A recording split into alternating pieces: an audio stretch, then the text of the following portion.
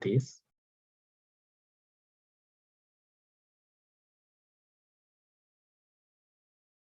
Good.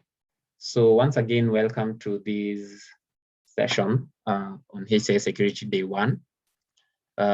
So today it's going to be the first of 5 days where we're going to be covering a number of concepts. We'll be having 5 modules.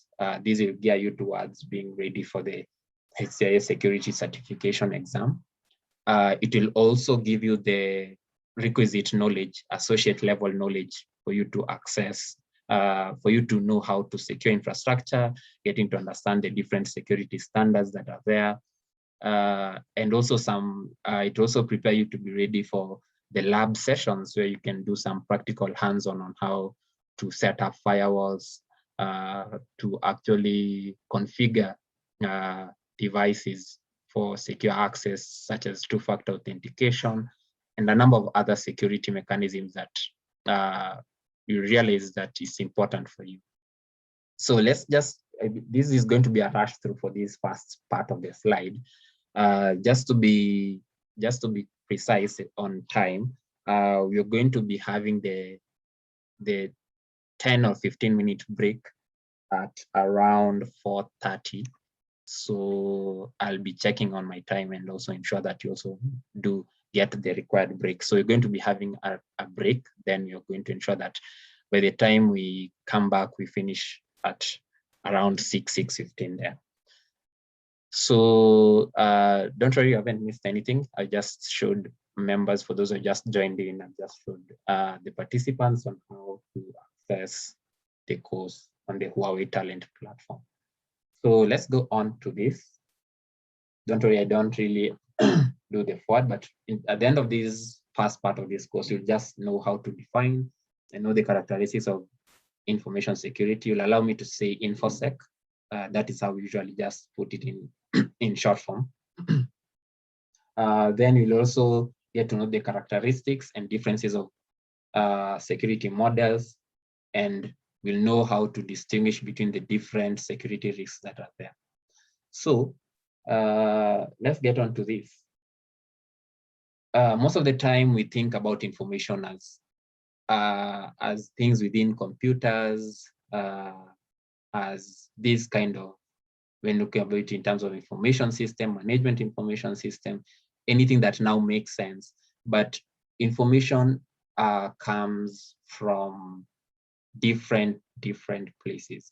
And we realize that all of different organizations, many organizations, they're in need of any kind of information that can help them to have a competitive advantage over their competitors, get to know their customers better so that they can retain them, so that they can make them buy more from them. So you come to realize that information can be created, it is also received and also maintained, and as evidence. And also you can see this is that and information by an organization or person in pursuance of legal obligations or in transaction of business. So it can be for the purpose of pursuance of a certain legal obligation, or it can also be with regards to transaction of business. And it can range from state secrets. There's emails. I just saw on Twitter the other day that there was a national intelligence service official who was arrested for trying to sell top secret US information in the US just the other week. So it means that anytime you have information in a kind of a system or even within the minds of people, you need to find ways of ensuring that it doesn't get out without the requisite authentication or authorizations. So again, same things such as test questions. For example, if all of you would know all the questions that will be coming in the HCI security exam, you might not be really some of you may not be enthusiastic to go through the whole course. So let's go on. So when you're looking about information security as a precursor to the definition of information, you realize that it refers to the preservation of CIA, CIA, confidentiality, integrity, and availability. of data using some of the different security technologies that are there. And most vendors, actually not all vendors, think about Huawei, Microsoft, Google, Cisco, all of them, they have technologies to secure not only their infrastructure, but and also the information. They also have technologies for their customers to secure the information.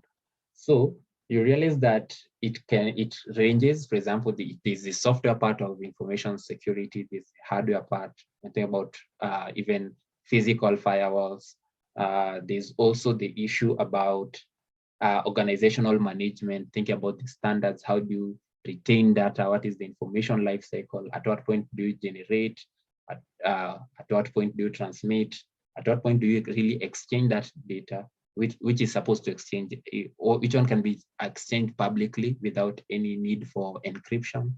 Which ones can be exchanged with the need of security, and what level of security is needed?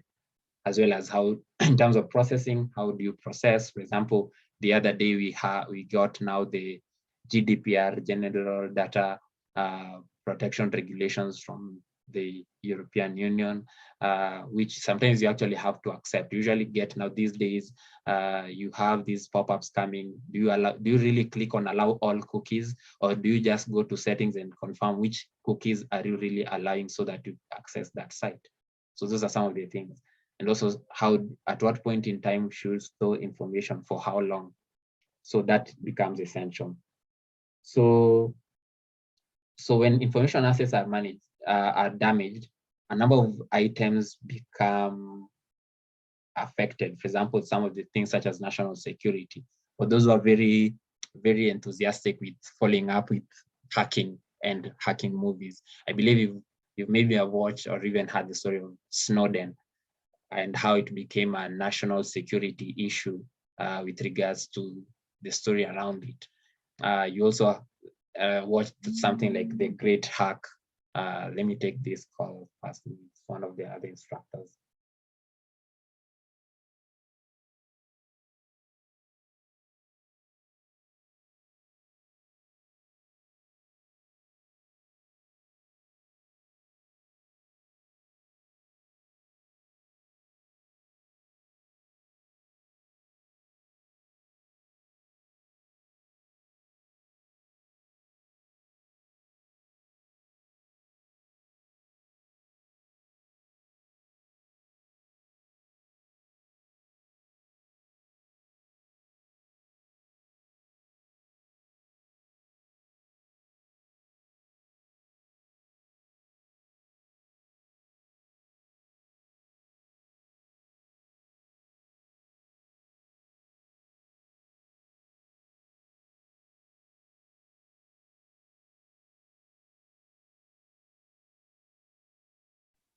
Sorry about that. I knew I was on mute. Sorry.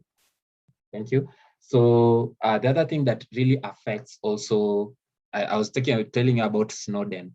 Snowden, if you take time and also Google on what really happened, it was one of the top talents who was hired and also rose into the ranks for the information security agencies for the US, and later on decided that the amount of surveillance that was going on against the US citizen by its own government was too much for him to handle, and he decided, okay, I'm going to turn against this this department or this state agency that hired me, and go tell it all. And actually now I think he was expatriated, or actually he got some immunity in the Russia or something of that sort.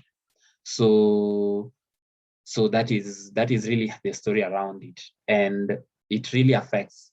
For example, there's a lot of issue with regards to the recently concluded elections with regards to hacking, about information, about portals, about Jose Camargo and all these kind of things.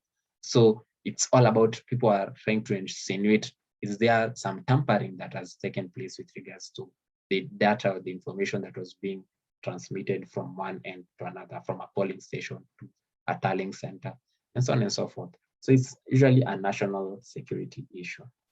And then there's also the issue of system operation and also continuous development. If you're a developer, sometimes there's the item of there's also that series called Scorpion, Mukiribosi. Yes, that's a good. So I would advise kindly go check on the Netflix documentaries, go check also on this series. There's also another series called Mr. Robot. If you haven't watched it, go check it. It's also a very good series. So there's also the issue of personal privacy and property. For example, like that is what I told you that was causing issues. Like in the morning, I was watching a certain video about a certain company called Humanize. I think maybe I can put it on the chat. Maybe you can go check it out and see what they do. So they have actually created something like that. They've actually created some badges which you can wear within work.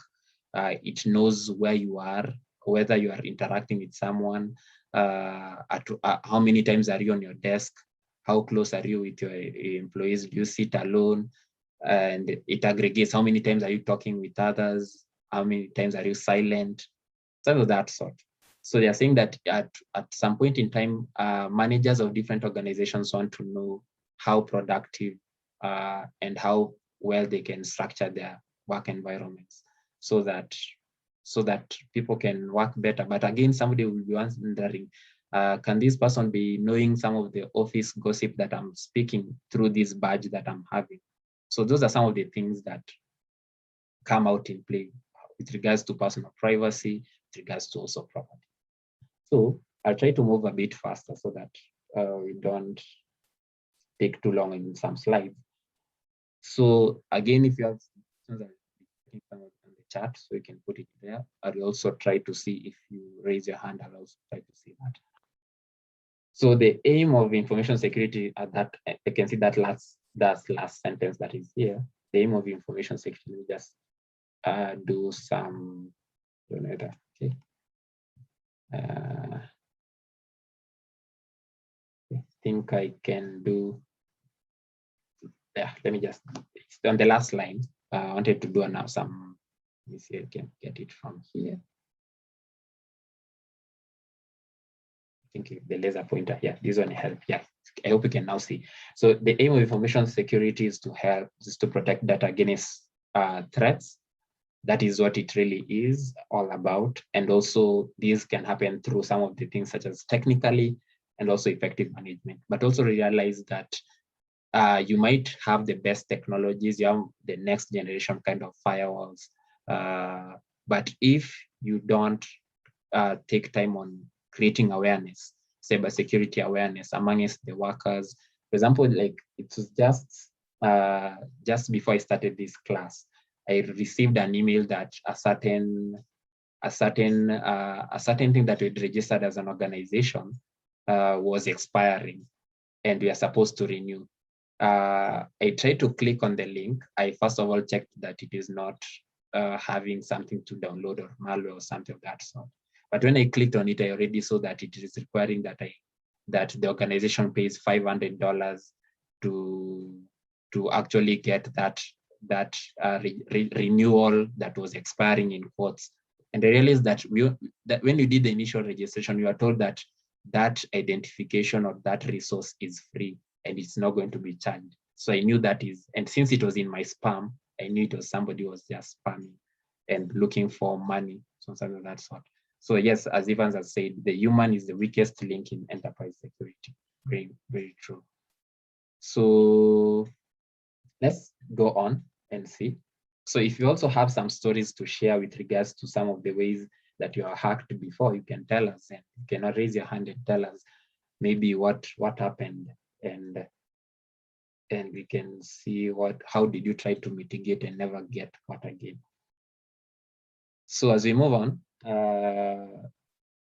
so this is how InfoSec has developed over the years. In the early 1900s, there was the issue of communication secrecy. So there was not much tech around communication. There was no WhatsApp, there was no emails most of the time.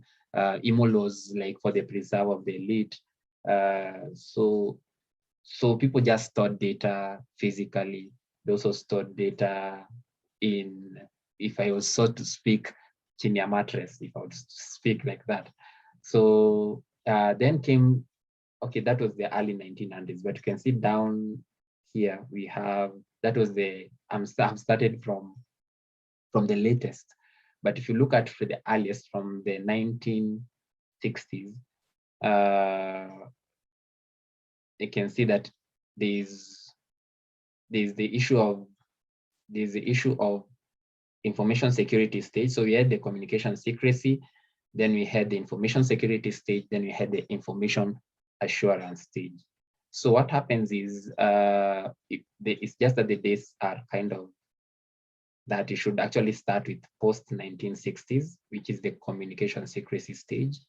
Then we have the 1980s, where we have the information security. Remember, the internet came around the when did the internet come into play? 1980 what? Who knows the idea? Who has an idea? Samuel self-taught. So training materials, that is what I was saying. You're not going to share to emails, but you're going to see how you can access it. So I can see Brian, he says you downloaded our WhatsApp sent app and it became tragic. Yes, those base.apks that you usually get there, and somebody has it. When you install it, it sends an SMS to everyone. Yeah, I can see 1983. So you can see it's the 1980s that we had. And I think it started out from a military kind of a project. Then it scaled up. Then who knows when the World Wide Web came into play, where we now started having some pages which we can access. I know the internet was 1983. I can see there. Thank you, Marianne, Kayeli, Vincent. Yes. Yeah, and also there's something for those who take who are very active. So I'm on my own, not under Huawei. So don't go tell Huawei that the instructor promised us something. So I can see 1989. Yes. So that is when the World Wide Web flourished or came into being. And when you realized, who has an idea? It was this guy. What's the name of the guy who actually conceived the World Wide Web? If you have an idea, you can post it in the chat. I'm also checking that. So, so okay. So came the information assurance, and yes, it was Tim Berners-Lee, Tim Lee, yeah. So if you follow up that story, I always love following the stories of how things shape up, so that I appreciate where they are really right now. And when you follow up the story from the World Wide Web up to now, when we have TikTok influencers and everything, people making money all over through internet connectivity, and you think that you are like them, you post content, you get to like, anyway, that's a story for another day. So we come to this point where you have information assurance after information security. These are all about information security. Now, when you get to the moment where we have, after internet development and the World Wide Web, there are new challenges and threats that come into play. Now we come to we look at information-based security that replaces the traditional. The traditional security is where you lock things inside a room, or you ensure that that computer, nobody accesses it. Those are the kind of traditional security setups. But these days, as long as you're connected to the network, somebody doesn't have to come to that building to steal information from you. So there's this nice story. I love this kind of story. So those China was actually requesting for they actually wanted to get oil equipment, and they posted this kind of picture. So there's some guys in Japan who actually got to know a lot of things. There was some intelligence experts who got to know a lot of things from this picture. For example, if you're an intelligence expert, if I was supposed to speak, I've seen there's somebody who has declared themselves as white hat hackers. workers and some things there. I've seen some people, yeah, I've seen some people who have declared themselves some authority somewhere. So what can you pick from this photo and use it? If I was telling you I want to buy some oil equipment, and I've just posted this picture, what would you make out so that you have a competitive advantage when you're bidding for equipment, for me to buy equipment from you? And maybe you're working for a company that wants, you are the intelligence expert, you're the hacker. So and it's not hacking about enumeration and doing the getting into a computer, it's just getting to know from this picture, can there some leakage of information that can take place? What was an idea before I got, obviously there's some content somewhere here. There's some content here which you're going to see. Who has an idea? Anyone who has an idea of what information was leaked, or was it just a photo? Or maybe if you think that there's nothing that can see steganography, Douglas, that's quite a lot. There's obviously, maybe, I don't know whether I can say that's watching a lot of movies. Yes, I can see. Yeah, that's a good idea. The Defender, the location is very cold. That's a good information to pick up. Yeah, I can see the location was leaked. Yes, Dennis. Yes, that is something that you could take. You can get the location just by looking at that photo because of the climatic condition. Is there anything else? It looks like he's on a ship. Close. That is something close. Yeah, you can see there's something about the diameter of the oil field. I can see some people have already gone ahead and seen maybe their own content or somewhere. So you can see the Chinese government was inviting bids for oil production equipment, and some Japanese intelligence experts were able to get some of the secrets that it is the oil field that was actually getting equipment for was a certain location because of the clothing. And also the diameter of the oil well was inferred from the handle rack. The handle, you can see that part where this person is holding. So I don't know how many of you could have made point of that. So yeah, so you can see that I think they must have, these Japanese intelligence experts actually really helped in ensuring maybe they helped the Japan government get to know how best to get the bids that would work out. So, so Anthony Toko, you could have made on the point on the clothes. That's nice. Okay. So I've already mentioned about these communication secrecy. I've already mentioned about that where we, okay, let me just get an idea. Okay, the early 1900s. Okay, this is the early 1900s. People are just ensuring that there's some kind of cipher-based security of information. This is what was happening. Most of the time it was stream cipher. This was early before we got to where we had the internet, and the internet presented new challenges. So when we went to the 1990s from the communication secrecy, it's all about securing, ensuring that if you're sending some communication, you actually change the A becomes a Z, and you have a legend where you do that. Then we had, sorry about that. Then we had information security. Here we had these, and this is very important because it usually comes in the HCIS security exam. That is the elements of confidentiality, integrity, availability, controllability, and non-repudiation. So if I just give you an idea, because you're going to still see it later on in the slides, confidentiality is all about what needs to be known and what needs not to be known. Integrity is, has it been changed or not? Availability is it there when somebody requires it? Controllability is, can you be able to ensure that the people who should have access to a certain information have access, and those who are not supposed do not? Can you control that? Then we have non-repudiation, where you ensure that if somebody is the one who sent a certain communication or actually created a certain leakage, they cannot deny that they did that. So, so these are some of the concepts that came into play as within that stage. When you go to information assurance, and finally, as we're also moving through this course, don't look at it from the cybersecurity perspective. Don't be in a jump and saying, okay, let me not say cybersecurity perspective, technical cybersecurity perspective, because we are all cybersecurity, it's a cybersecurity bootcamp. What I mean is that don't be so in a rush and wondering, why aren't we going to Kali Linux, or maybe to do some hacking on, to do some, why are you not going on ENSP on a network simulator and doing all these and this at the start?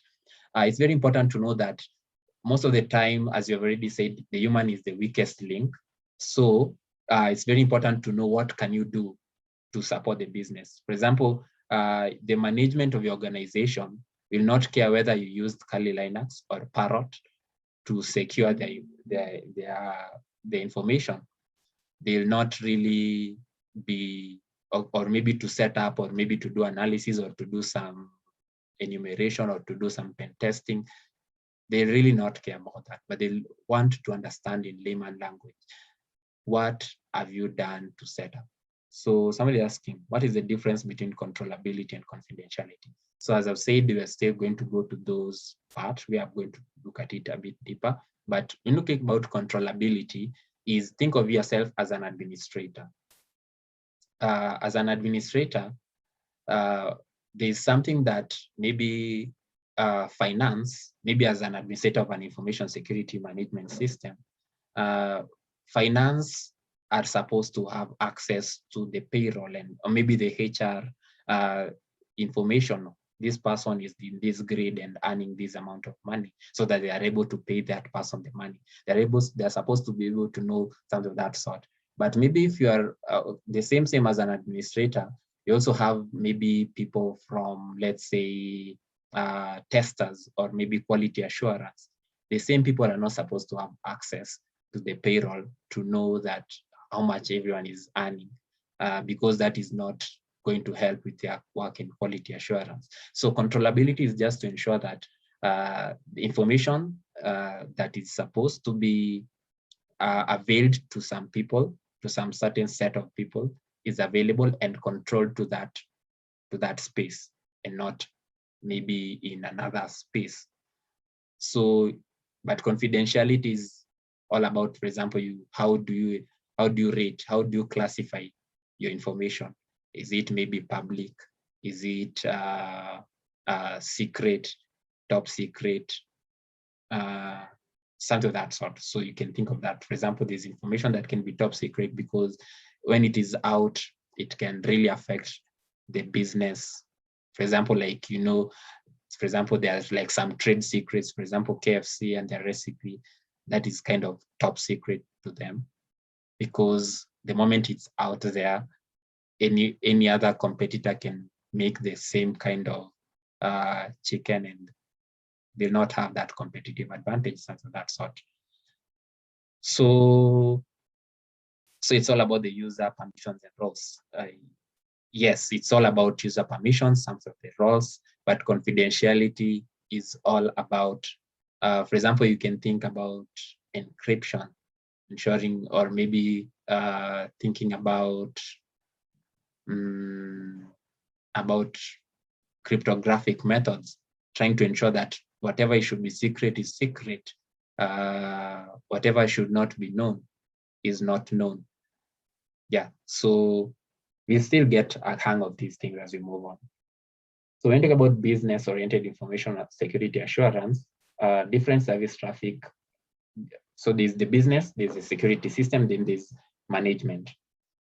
So what do you mean about assurance? So talking about, we are telling you that in terms of what you're going to offer, for example, like right now, the other day, WhatsApp, I had to ensure that anytime you start a message, says that this message is encrypted using end-to-end encryption, something like that. So I usually get that message, because there's a lot of issues with regards people saying that I'm sending a message to a certain person, but since however it's going through from the network, from one WhatsApp to another WhatsApp application, somebody can get in the middle and get to know what we're really talking about.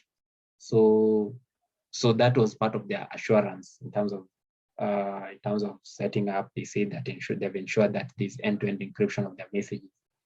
So when you're looking at the business level, you're looking at some of these risks that comes with and protection methods. For example, when you're looking at the security system, you're looking at some of the management. How do you really have the technologies that are there? Are you doing some proactive defense, ensuring that there's not passive, just some passive protection? Passive protection is you just set up maybe some passwords, and people even are maybe sharing those passwords through sticky notes. So that's just some passive protection. But do you have some proactive defense? Have you set up some multi-factor? Have you set up such that people can't log in outside the enterprise network to some of the core systems? So that sort. Then when you're looking at management, okay, I'll do that at the end. I'll make sure, Anthony, I'll make sure I do that. Then you're looking at management is, kindly remind me if I forget, talent development system. So management is usually concerned about the skill set of their workers.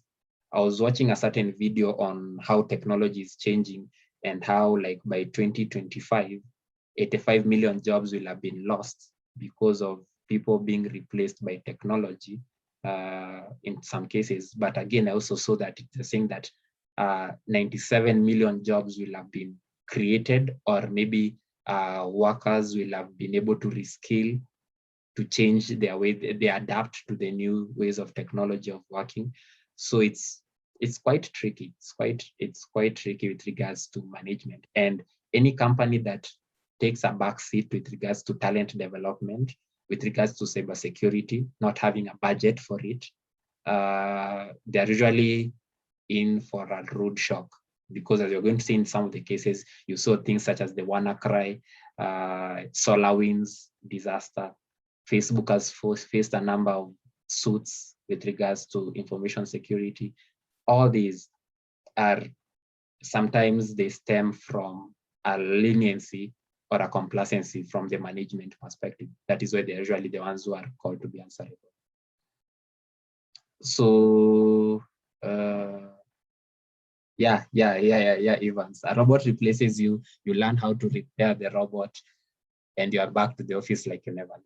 Yeah, that's a good way to look at it. You can see, Chico, you're saying what? If WhatsApp is really end-to-end encrypted, how are the modes like GB, WhatsApp Plus access the same messages with extra features?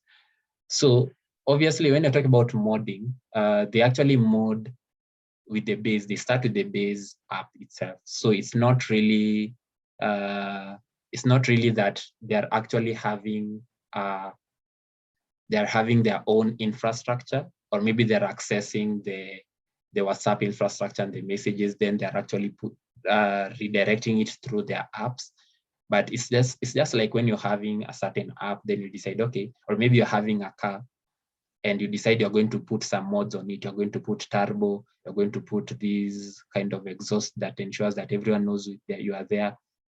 You put some lights, some like what, blinders or something of that sort. The car is still the same one, it's just that you've added more features. So that is how you can look at it. So yeah, Spotify, it's also being cloned. So there's some cloning, then there's also some modding. There's a difference between cloning an app.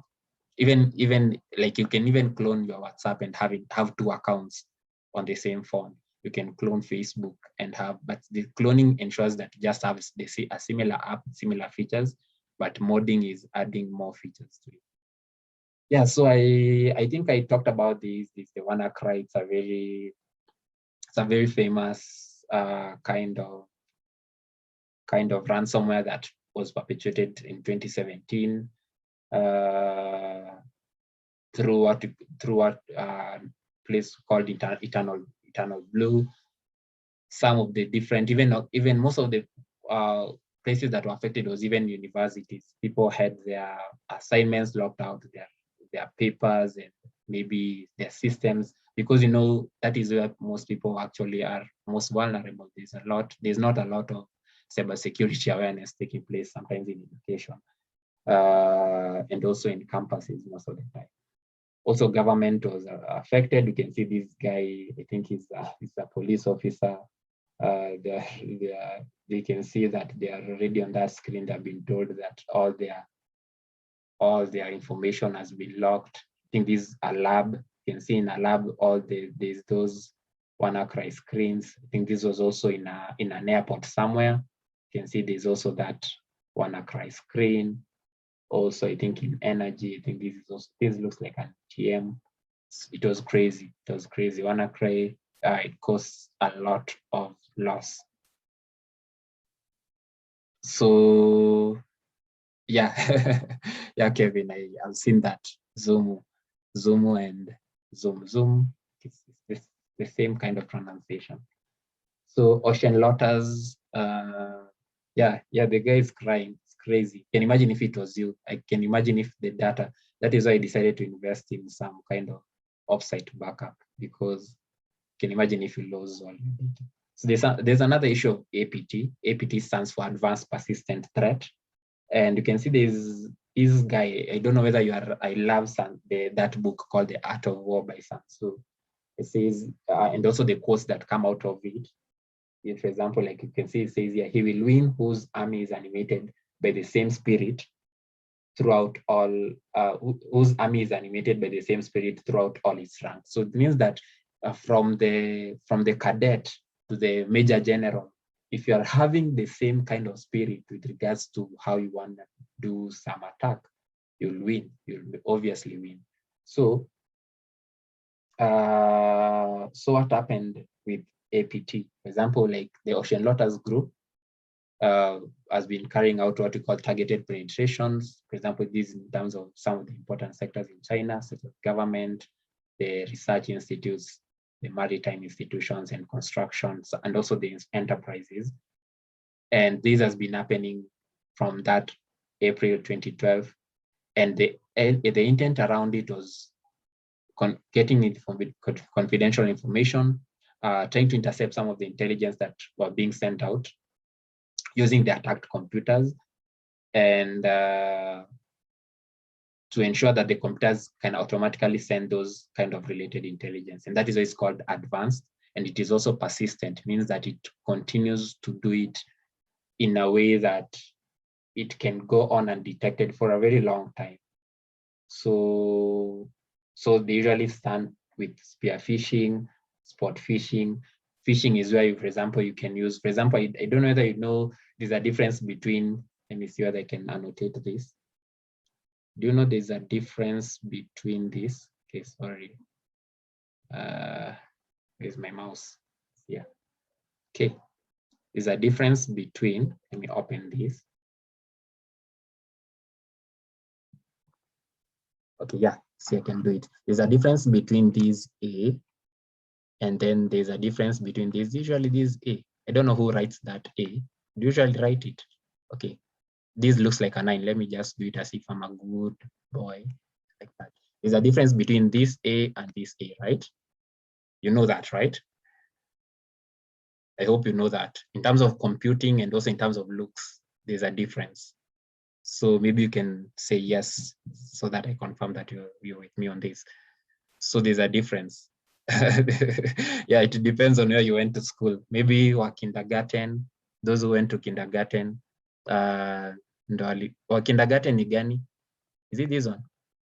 This looks like the kindergarten one. This one looks like the one for free education. So yeah, Anthony, there's a difference. So for example, somebody can, the reason why I'm telling you that, let me see whether I can do a blank. Don't know whether I can do a blank. Yeah, good. I can do a blank there. So, so let's say somebody writes for you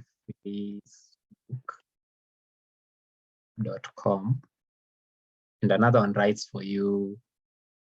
Okay, how was the other one? The other one was like that way, Facebook. .com, like that. We put the dot a bit better. So would you be able to know that this one is a fake, maybe, and this one is the true one? Will you be able to know? Will you be able to know the difference? Nicholas, you're saying there's no, but in computing there's a difference. I don't know where I can be able to show you the difference. Okay, let me see whether I can show you this. Let me just see whether I can say. Let me take you to somewhere so that you know this. You need to learn this. You know, you're going to become cybersecurity expert. So you need to know these things. So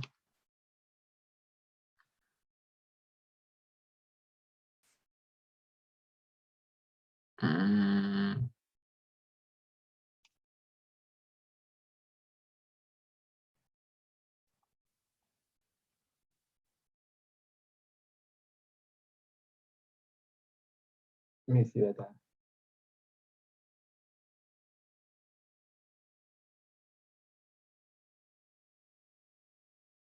Okay, let me see whether I can open the second one.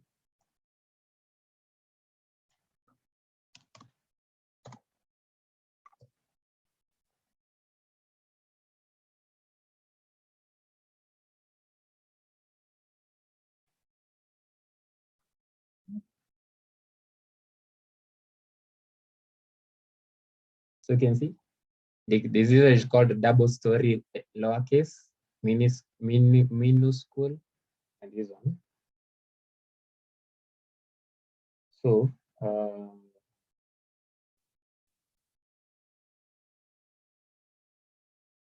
this is an historical accident, but I don't know what to do. But let me see whether I can get where I can find that A and type it.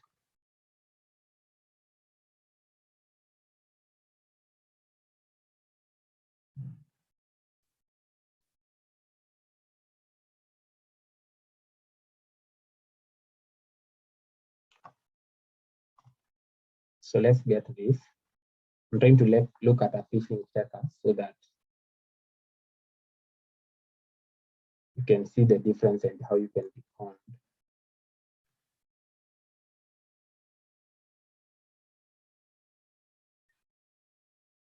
It's loading on this other side. So let's say we type www.facebook.com and I scan.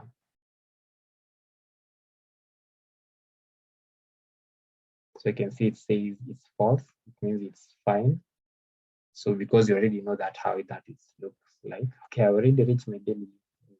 I'll do another phishing checker like DMARC. Then I'll try to look for the other A. I can see the one that we have types of A. Then I can, the easier way to just show you is like using the ASCII.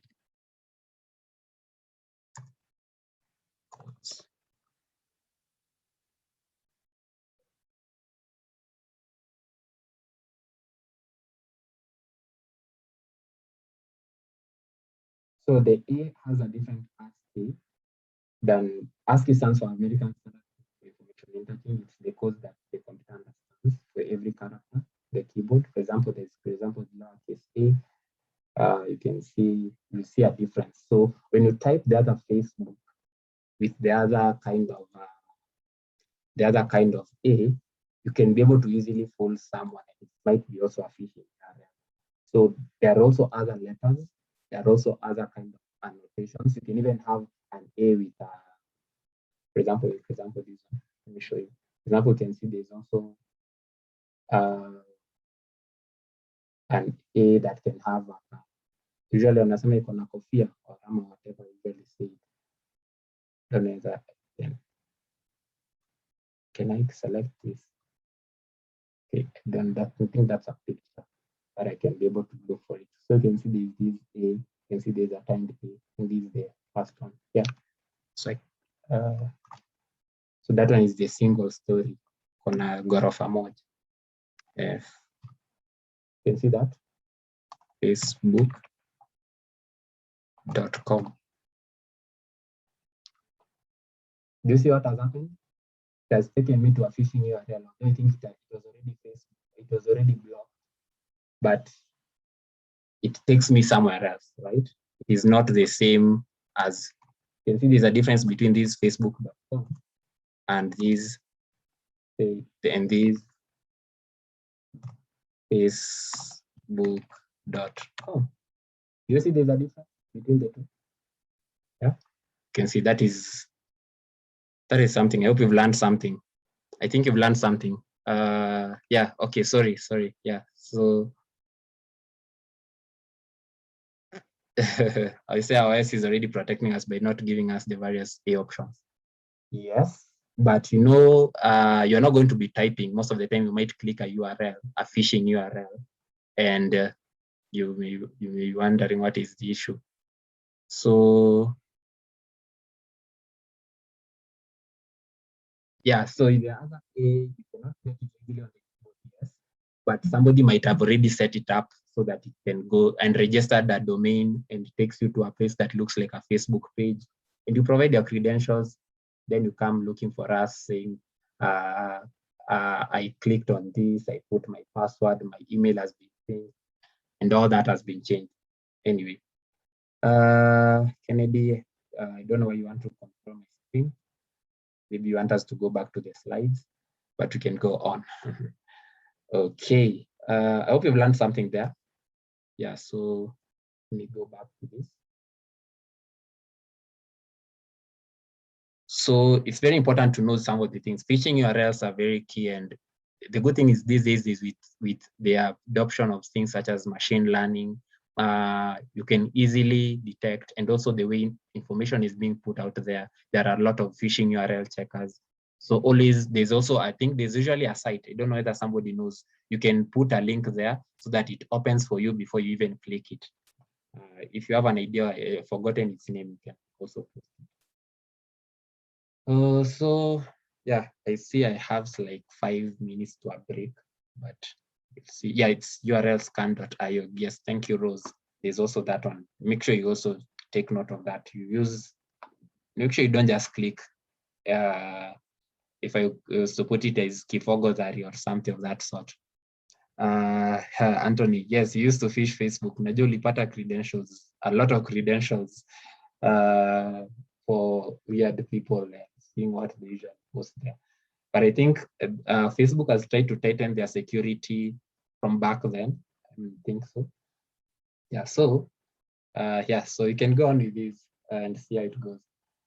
So we're looking at, BMG, you want me to go to the previous slide? Oh, yes, sorry. Yeah, I went to these other slides, sorry. Yeah. So we have causes of attacks, for example, and also I hope you're taking notes. You're told to come and take some notes. Don't wait for me to tell you where to take notes. I will not. If you're asking for materials around the Huawei Talent platform, obviously I'll share the recording. I'll make sure I upload it somewhere so that it is easy. I cannot send it out as an MP4, so that you access it and you can follow it this up. So direct cause, indirect cause. So there are some direct causes of attacks and some indirect causes of attacks. Let's talk about direct causes. Sorry, I clicked again. I'm trying to move to this other screen. Yeah, just move this to the side. So we're talking about some direct causes you already know there. The DDoS, I think it was Dennis was telling about the DDoS you're going to look at. There's a backdoor, there's the Trojan, there's the vulnerabilities in a software or in an operating system, there's the virus. Those are some of the direct causes of an attack of such of the, like for example, those such attacks such as the APTs, advanced persistent threats, as well as the ransomware such as WannaCry. Then we have the indirect causes, which are, for example, the complexity of the system. For example, if you've been attending some cybersecurity trainings or some webinars, for example, I think the other day there was a cloud security webinar on Saturday or something of that sort. you'll have realized that there is a lot of change with regards to how development of software is being done. There are issues as such, there are different deviations, or I can say dialects of how we looked at things. There's DevSecOps, there is shift left, there's things such as infrastructure as code. So many things that are coming into play just to ensure that you're trying to move and adapt with the different threats that are there with systems. People are moving to the cloud, meaning that the net, or some of the surface of threat, becomes wider than when it was within an on-premise. So those are the things coming in play. So when you're maybe creating, for example, you're talking about information system complexity, you have a very complex process. You have put security to take a back seat. So you are so focused on the design. There's a lot of human errors with regards to complexity, which relates to vulnerabilities. For example, I think there was that, for example, the WannaCry took advantage of port 445 in Windows, which was, I think, an open port. And just like that, just one small human error, if I was so to speak, in terms of development, causes losses in terms of billions of dollars, which is crazy. So also in terms of design, some of you, maybe you're going to be working with architects, solutions architects, as cybersecurity experts.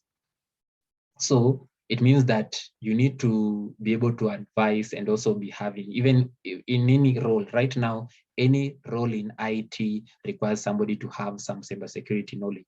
That is why you have made the best decision to do this kind of a bootcamp and check on what is here.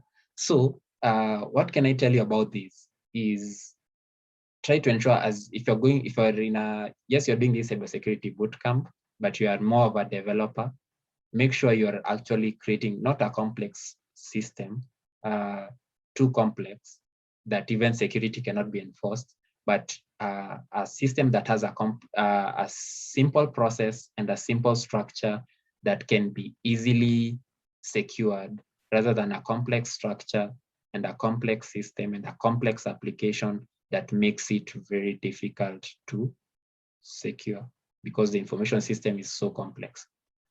So the other thing is human and environmental factors, which is, we already talked about this from the start of the lecture. We've talked about things such as writing your passwords on sticky notes, sending them out on an email. I don't know how many of you do this, but I still do. I don't know how best to do it. You send cPanel credentials. You're creating a website, you send WordPress administrative credentials through an email. Stuff of that sort. There's usually this. Then you wonder, how will I set up a text file, or I encrypt it? How will I encrypt it? Then I create a public and a private key just to send somebody maybe their WordPress, or maybe their flow, or maybe their Wix credentials or something like that. So if you're developing a site, that is, how will you be able to actually secure? So one thing you need to remember is that they are always there. These indirect causes will always be there, and they're the ones that are going to assist the direct causes. For example, it is a human factor that will result into a virus. See, if you're like me, but it's rare to go to any campus and hear that they have a virus-free computer lab. If it is there, you can tell me it's your university, and you tell me which it is. That must be amazing. I don't know how it works, but computer labs and viruses, tunasemanga iko hivi, ama I don't know why. Anyway, but the hosting providers are the ones who share the details to our emails. Maybe they do it securely. I don't know. I don't know even they do it, but I think they usually expect that you're going to change them. Yes, Dennis, standard Apete. Yes. TUK technical, you're saying you're good. unless it was once in a million. G-quarters like 1 billion, or is it 1 billion? Yeah, it's crazy. I don't know why. And yes, Mr. Robot, MIT. Okay, I'm talking about Kenyan campuses. Let me not go global on it. But it's something, and I don't know whether the administrators there, they gave up because I already know there's usually some antivirus that is usually important. I don't know whether it is updated. SU doesn't. SU is which one? Strathmore. Okay, anyway, let me not mention names. Anyway, so we are in a class, and I don't want to be in hot soup or anything. But if you are there and you are working towards a cybersecurity, becoming a cybersecurity expert, maybe you can have your campus deal with that issue. I don't know why it has been an ever persistent issue, and it is those antiviruses zenye zilishughulikiangwa kitambo sana. For example, the shortcut virus and all those kind of things. Anyway, so what is the significance of building information security? Okay, I see Evans, you're saying public computers are hard to put up military grade. The users will run away. But what about, it's a simple, put an antivirus, update it, run it every time. If it eats the files, it's fine, but ensures at least the computer is clean. Oh yeah, we were supposed to go for a break, 5 minutes. So let me just finish this module. Let me see how much slides I have. Yeah, I'm almost done. Let's finish up on this. Then maybe you can go at 45, then you come back at 5, please. I hope that's fine with you. Kindly allow me to do that, right? Okay, thank you. Thank you, Rose, Lynette, Dennis. Yeah, thank you. Antivirus, me, I can't recommend. People say Kaspersky is, he hogs the computer's resources. People say they like Avast. I don't know which works best, but I'll tell you which ones I use. I'll tell you which one. I usually use Kaspersky, maybe because I have 16 GB of RAM, so I don't really feel the issue of Kaspersky being heavy on the computer. There's also the Windows Defender, yes. So you can suggest some of the best antiviruses there. Yeah, I don't know. Personally, I pay for my Kaspersky. I so it's sometimes the amount you pay is not worth comparing to that, and don't try to install a cracked antivirus. Who does that? Like, how can an antivirus be really cracked? Surely. Anyways, so where was he? Increasing importance with regards to, that is importance. That is, there's always an increasing importance for information security. These days, even organizations have a cybersecurity department, so, or a fraud department to just deal with those issues. There are even consulting firms. There are a number of them out there. You can even work for them. You can see it is already a career field. There's a lot of importance on it. Then it's also applicable to so many fields, be it in e-commerce, medicine. You had a lot of with regards to COVID-19 pandemic and also some pandemic-related cyber attacks. There's also intelligent transport system. Everything is going smart. Right now, even Kenya has what? Huduma or what? You can imagine if you're able to just gain access and get all that information from within the e-citizen, or what is it called? So government is also trying to go digital. There's also military. They've always been working on that. There's what we call in Kenya the NC4. There are a number, for example, in China, they have this command, control, communication, computers, and intelligence system, C4I. So it's so applicable to so many fields. Yeah, so there we are with that. Let me try to move faster. So some of the risks are anything that, for example, if you're defining a risk, is an opportunity or an occurrence that can have a negative impact. If I was to give it in layman, like it will have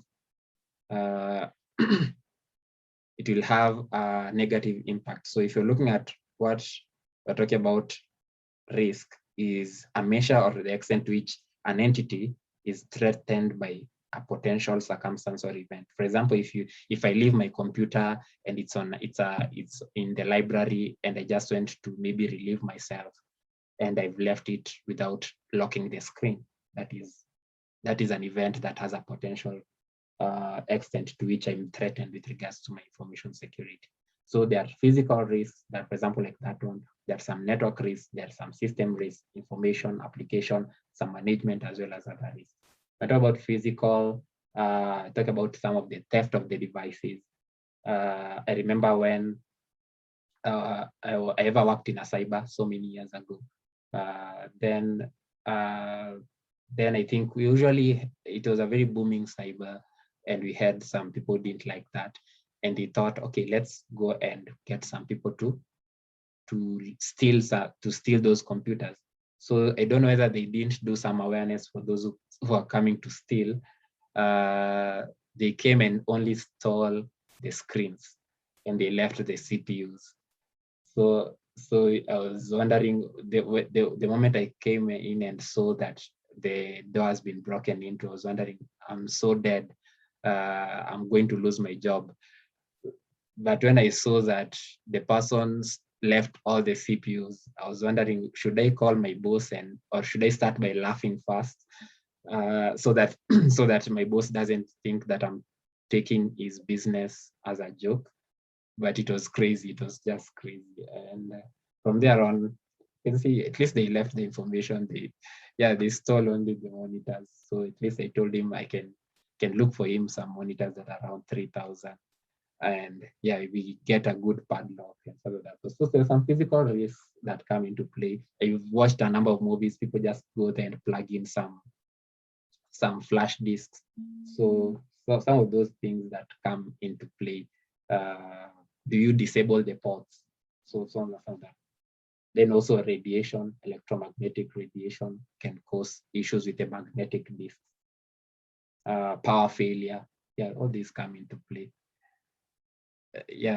Can see you see Simon.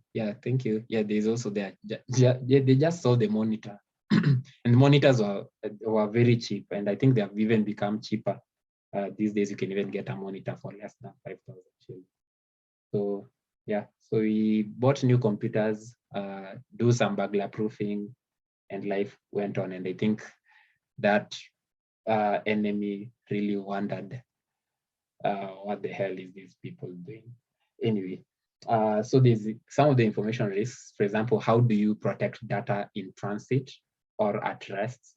That are some of the things that come with storage security. Transmission, it's I've already talked about transit, and also access. So things comes from things such as IAM, identity, and access management. So how do you ensure that the risks that come into play with regards to information are dealt with? So there's this good diagram. Let me just jump onto it. Shows how information transmission security is important. For example, let's think about, let's say your favorite bank or SACCO. Let me just say Huawei SACCO to be safe. And they are actually having, for example, these are router. So they are transmitting information via the internet through the router and going to the headquarters. So can you imagine, because obviously every SACCO must have an headquarter which is not within the same office as the branch. So what happens is an attacker can take advantage and have some information that has leaked, get onto their own device. Then they tamper that information and send it back to the headquarters. Think of it like if somebody can send from the branch, for example, you are the hacker and you're having an account in a branch, and the account is sending to the headquarters that you took a loan of 1 million, but you send it to the headquarters and you say you took a loan of 10,000. And then that every time it does that, there's an issue, and maybe you are taking more. And by the time they're following it up with regards to the money itself, you've actually messed up the whole circle, and they're in deep trouble. Anyway, yeah, this is what we call man in the middle. We had it somewhere within the picky ponky. So yeah, that is how it's. What do we do with regards to information access security? So what happens in this is an unauthorized user will actually remotely access the internet resources. And you can see through an illegal login, for example, they maybe gotten some credentials. They are authenticated because once they are getting the login, they're able to access the internet because the authentication server just authenticates them with regards to just the correct username and the password, which is quite crazy when you come to think of it. Then when you talk about the system, how do you configure the database? Are you the one who still use root with no password in maybe SQL, or use admin as the username and the password? What are the security of the services that are running on the system? Can they be accessed? Can they be used to access other services, interoperating processes? Yeah. So this break time, it's break time. I think I'll jump off application risk, you look at it. There's also the network risk. Some of the management risks are also there with regards to those aspects. Policy, I'll follow it up with you with that. And then also remember that 70% of the loss in terms of information is usually caused by intentional leakage by insider threats. It's crazy.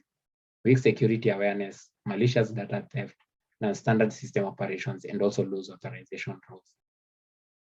So always remember, technologies can take 30%, but management is already 70%. So what are the current developments? We need to introduce new strategies, strengthen the legislation. We have the Data Protection Act, the Computer Misuse and Cybercrimes Act.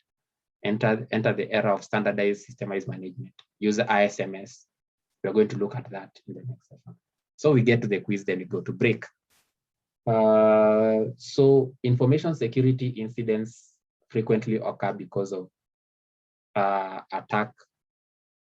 because of security attack methods such as vulnerabilities, viruses, and backdoor programs. True or false? You can put it in the chat. Maybe put A or B. We see it, which is the right answer. You can see there are some people saying A, true. I can see a lot of truths. You can see some people who are not listening in the class.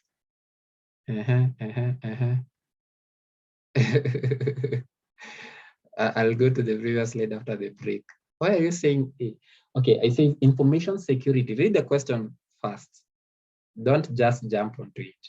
Information security incidents frequently occur because of security attack methods. Is that the case? Is that what we've been saying? Vulnerabilities, viruses, backdoors. Those are the direct causes. So the answer is B. And you can go for a break because I've already taken 2 minutes of your break. Yeah, so the answer is B. It is false. It is false. And if you don't know why, it's because the incidents occur mostly because of the humans, not the attack methods. For example, like as you're going to become a white hat hacker, you'll realize that there's a lot of work that has been done to secure technologies by default. So you'll require some social engineering or something of that sort to take advantage before you come and put your payload. So that is that. We've learned the basic concepts and also the development history. So you can take a break and then we come back at 5 on the dot. So for those who, somebody was saying, I go back to the previous slide. There it is. The break has already started. So don't stick around if you want to go and maybe relieve yourself and maybe go take some cup of water. As I also go take mine. Also going to take mine and so that you come back. So we'll come back at exactly 5. So I don't know how I'll be able to do it. Let me just do this. Then I say, I'll do this.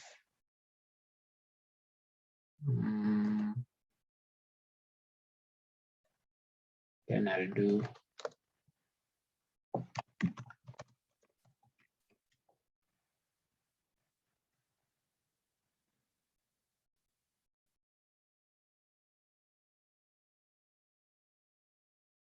so I think that will suffice.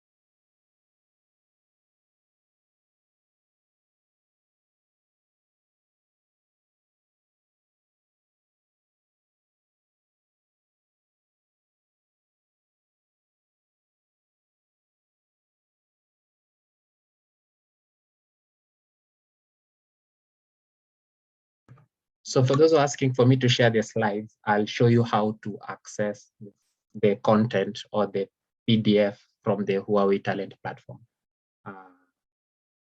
after the break.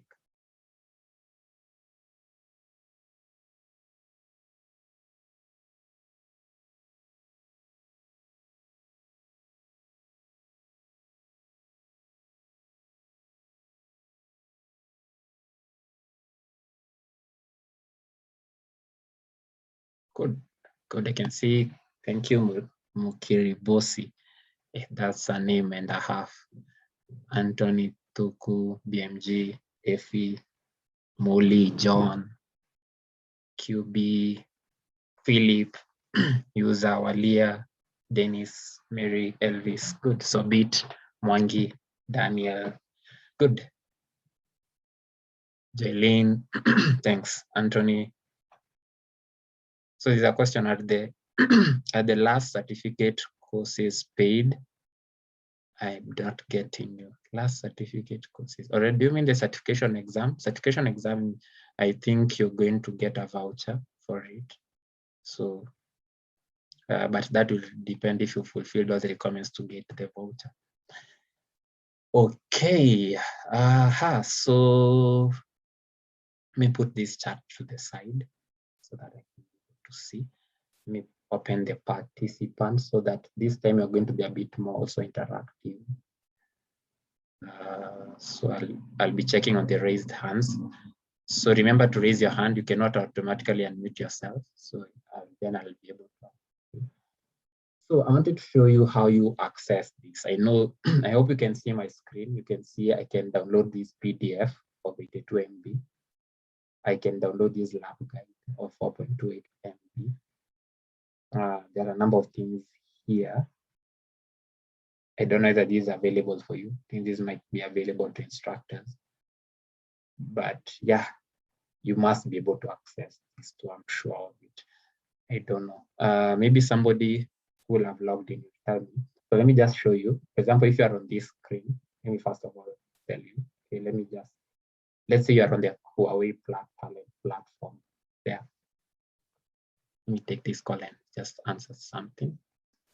Sorry.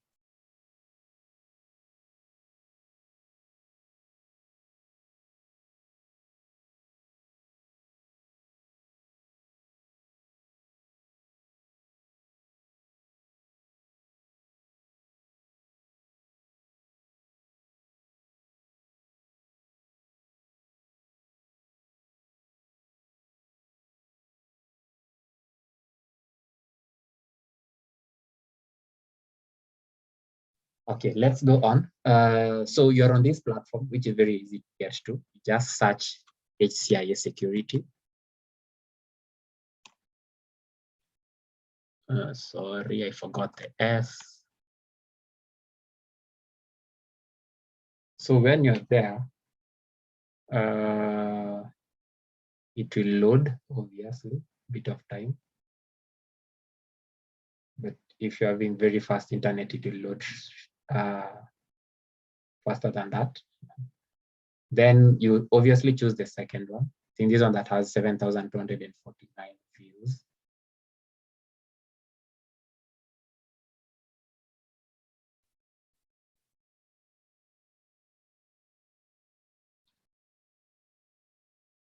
It takes you to a translator. You can just take it to English if it's asking you that.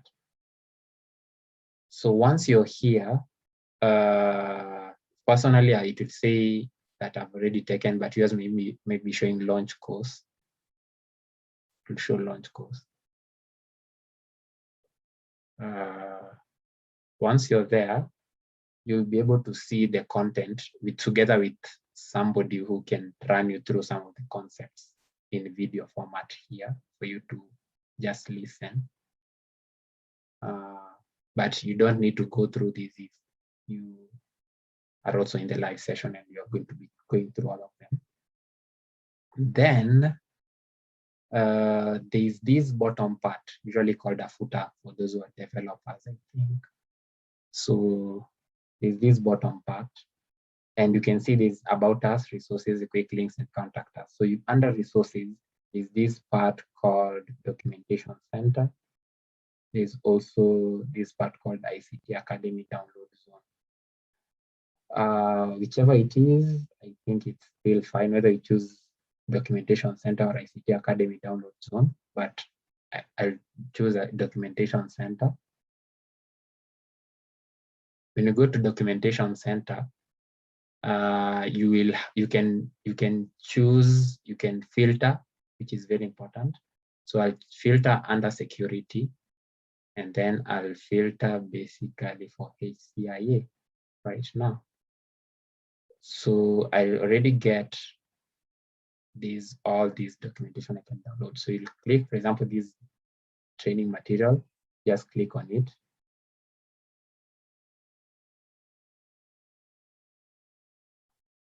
Think it's already downloading or what?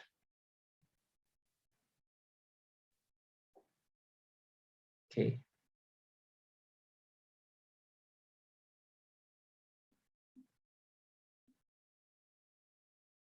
I don't know if it's because I haven't accepted their cookies.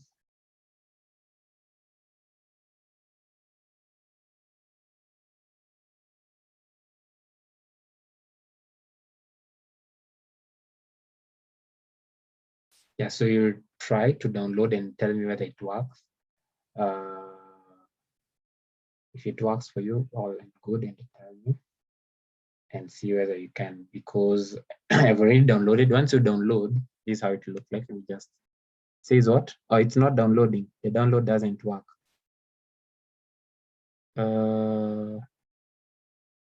Okay, let's see what happens. So the other thing that I can do, I will actually, if it is not downloading on the end, on your end, I can, let me see whether I can switch on this side. I can share a link. It will begin downloads for every click you made. Okay, I clicked several times. I don't know whether it goes directly because I always know there's a place where you confirm first. But let me see whether I can open in a new tab.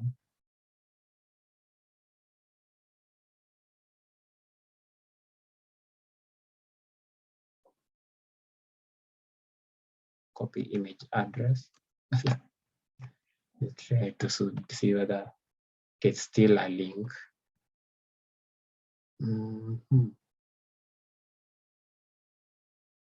Anyone has been able?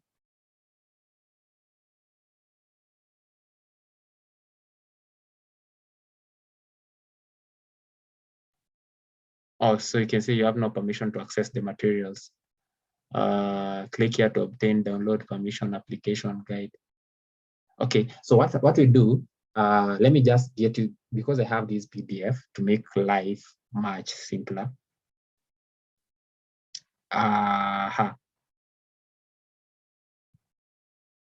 Let me put it on a Google Drive. I think I already have it on my Google Drive, and I'll share with you the link.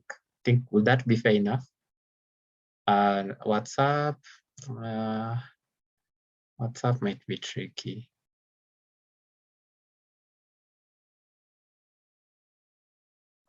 CIS security training material. Let me just get you the link and I also share it with you. I'll also share. Yeah, let me share it with you here. Yeah. Just get your Google Drive link. It's going to make our life much, much easier. But you can also access materials from that platform, from the platform itself there.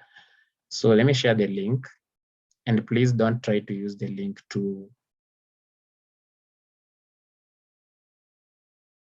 try to hack my account or something. And I'm dealing with self-proclaimed hackers. Yeah, so don't worry about the 788 pages. It's all about learning. It's all about it's about getting the skills. Even myself, I was kind of intimidated the first time.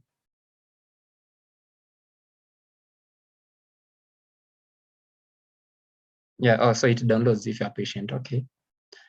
So there's also the Google Drive link. You can download. Yeah, so there we are.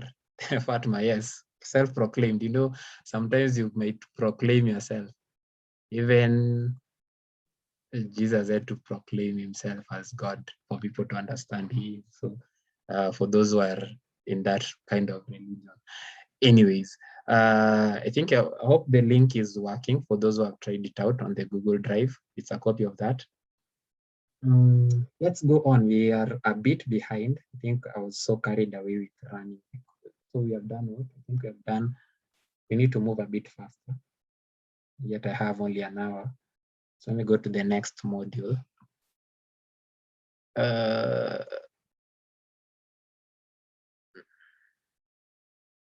Yes, Daniel, yes, staki social engineering, msinianzie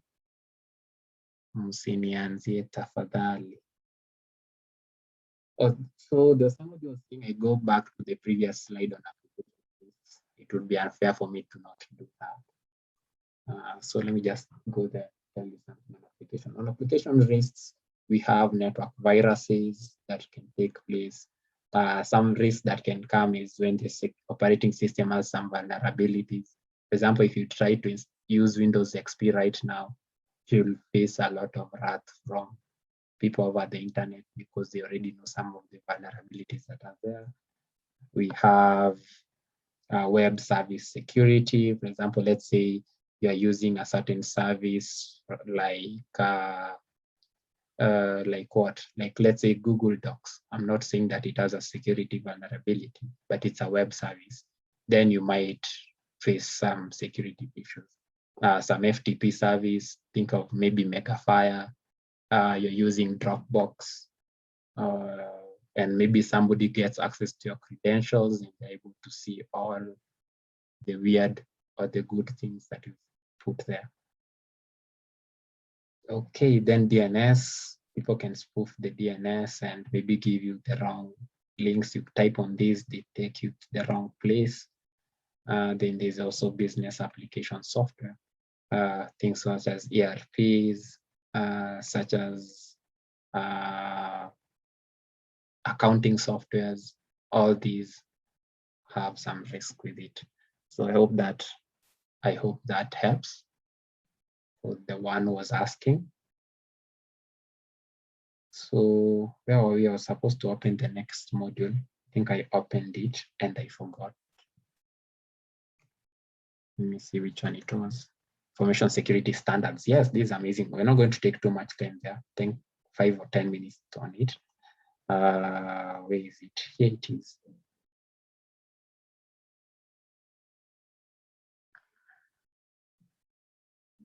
So this is what we call the information security standards and specifications. And standards are very, very, very, very important. For example, like it is a standard that is ensuring that you are connecting with one another. It is a standard that is also allowing things such as like HTTP, HTTPS, such as FTP. All those protocols come from certain agreed standards. So same case, information security, there are some standards and specifications that govern information security, not only in a local setup, for example, like in a certain country, like Kenya or China, but also globally. You're going to see that. So some of the things you'll be able to know some of the common information security standards, you get to know some of the significances of it, and the main points, which is quite important. Sometimes it appears in the HCIA security exam. So it's important to take note and get to understand which are the standards that are there and what do they really talk about.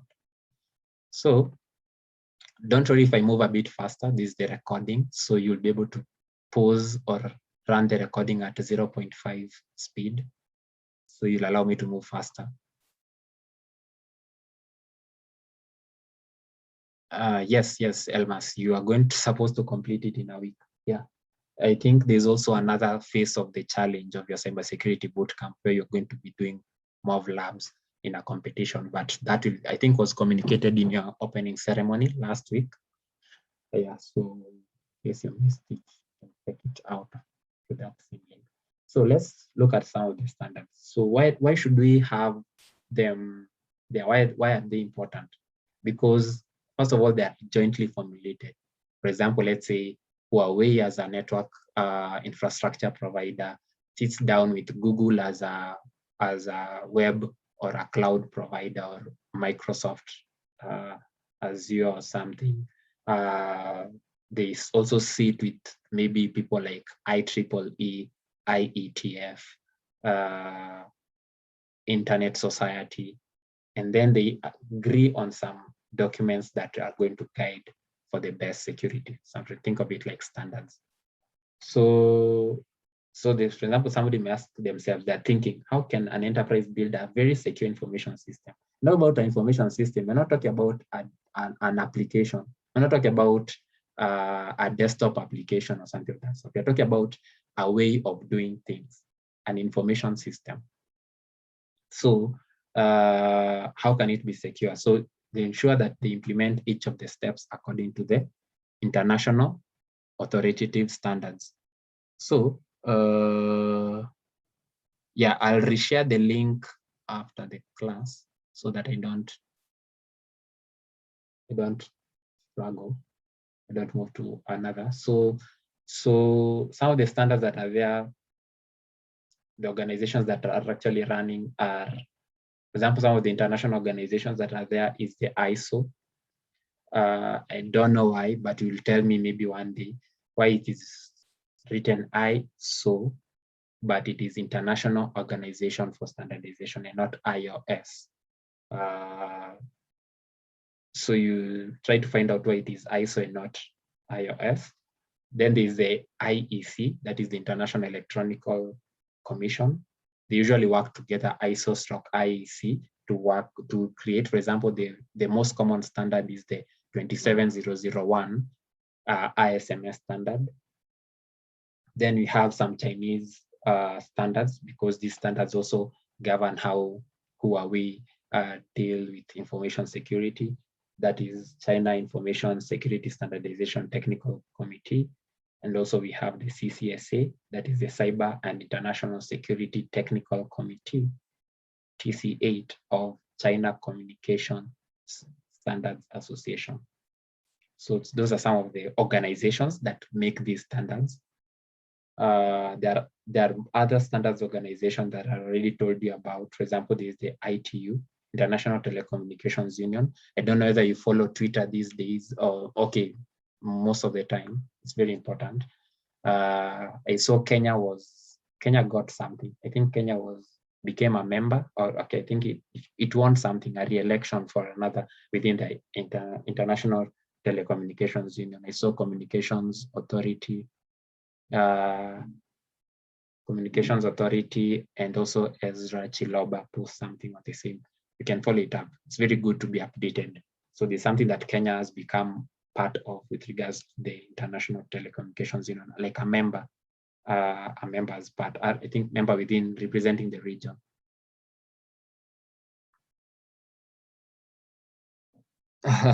Okay, what I can say with regards to links, please, okay, is it the right one? Let me see whether it is the right one. It has WGHL. Yeah, it is the one. So whatever Elmas and also Ekunade has posted are correct. So give time to understand the concern. So please don't post links if you're not being allowed to, because you, and also as a person who is seeing the links, don't just click on anything that you see there. So yeah, I know they are helping, so it's not bad. So there's somebody has just posted the reason why. Because international organizations have different acronyms in different languages, IOS in English and OIN in French for Organisation Internationale de Normalisation. I don't know how they actually pronounce it in French. The founders decided to give it the short form ISO, which is derived from the Greek isos, meaning equal. Okay, yeah, that is the reason. So it means that the ISO doesn't really stand for anything, but comes from the word isos, meaning equal, which is from their website. Very good. Thanks so much, Susan. Good. I mean, Sharon. That's a very good research. Good, good, good. You say you can't hear me. Can you hear me? Maybe for those who are saying they can't hear me clearly. I hope I'm clear, audible. Or there's also the International Internet Engineering Task Force. So I would advise you, please check out what these organizations do. For example, ITU and also IETF. IETF is also a very good organization. I was actually at a certain conference the other day, and we had somebody from this, and they're saying there's a lot that they do. And also they support even students to be part of working groups where they can also shape the future of standardized protocols and all those. So you can just check what they do. They told them. So some of the common IS standards and specifications we have in China, we have the Graded Protection of Information Security, usually called GB. We have the ISO 27001. I'd already mentioned it. Let me just get my pointer so that you can follow it up. Sorry, maybe sometimes I change the tone of my voice, but you can tell me when I'm not audible. I'll try to maybe use a microphone, but I usually don't like having earphones, especially in a long class like this one.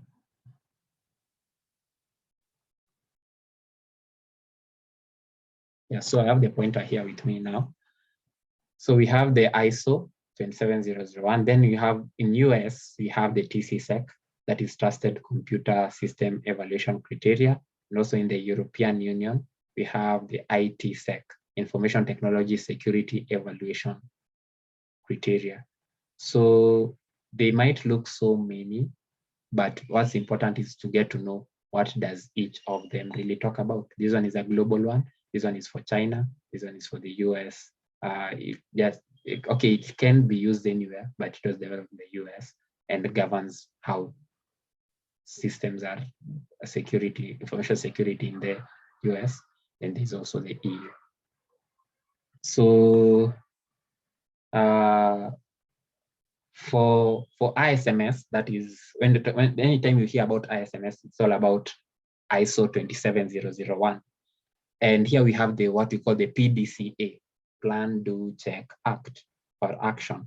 So the PDCA cycle. So anytime we're talking about ISMS, always remember we're talking about the Plan, Do, Check, Act cycle. So planning is about establishing the ISMS. Doing is now you implement and operate that ISMS. And then check is monitor and review. And why am I talking about ISMS with that importance? For example, as a cybersecurity kind of career, you can become an ISMS consultant. You can help organizations become ISO/IEC 27001, depending on the year, certified. For example, you heard of different organizations. Even maybe you see in your university and you see maybe they are saying we are ISO QMS 9001 certified. So how can you can even be working for an organization and these people actually paid a lot of money for consultancy to help people set up these information security management system.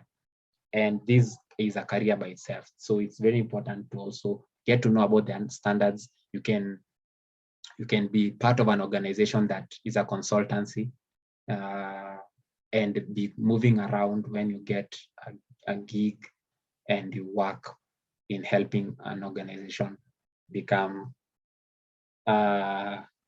ISO certified or ISO IEC certified. Let me take this, and I wonder why this person has repeated calling. Sorry.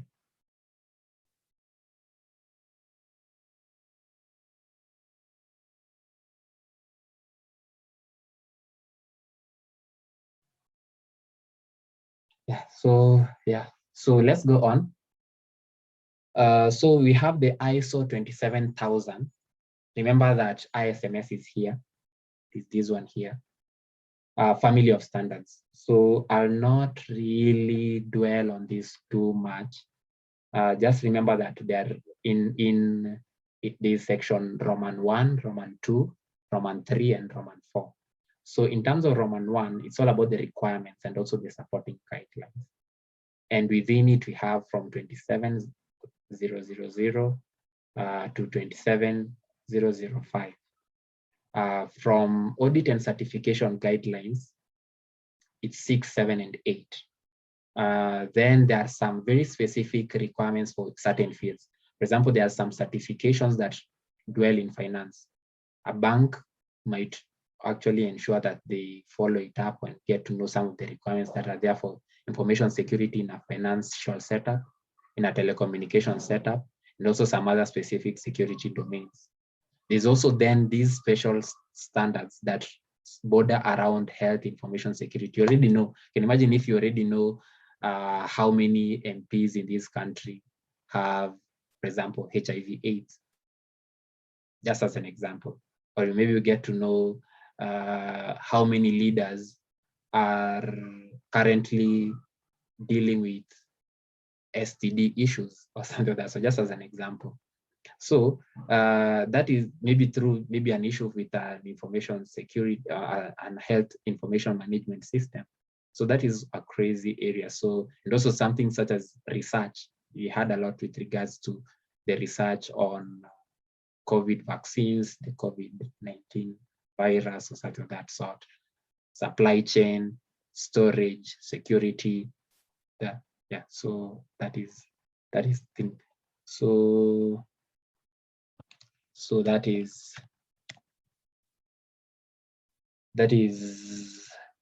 the family of standards. I'm trying to move a bit faster. So you can see there's there in terms of the ISMS, it's there 27001, 27002. This is how it evolved over time. I'll not spend too much time on that. So you remember that it describes the requirements for an ISMS, an information security management system. Also in companies and organizations, they have another thing called a quality management system to ensure that quality is at par.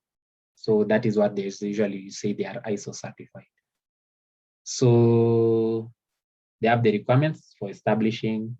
After that, it becomes ISO, you establish the ISMS. Remember that it has some 35 control objectives, some 113 controls. There's our organization is setting up ISMS. So some of the controls are, for example, like password controls, some of that sort. Then we have the 14 categories.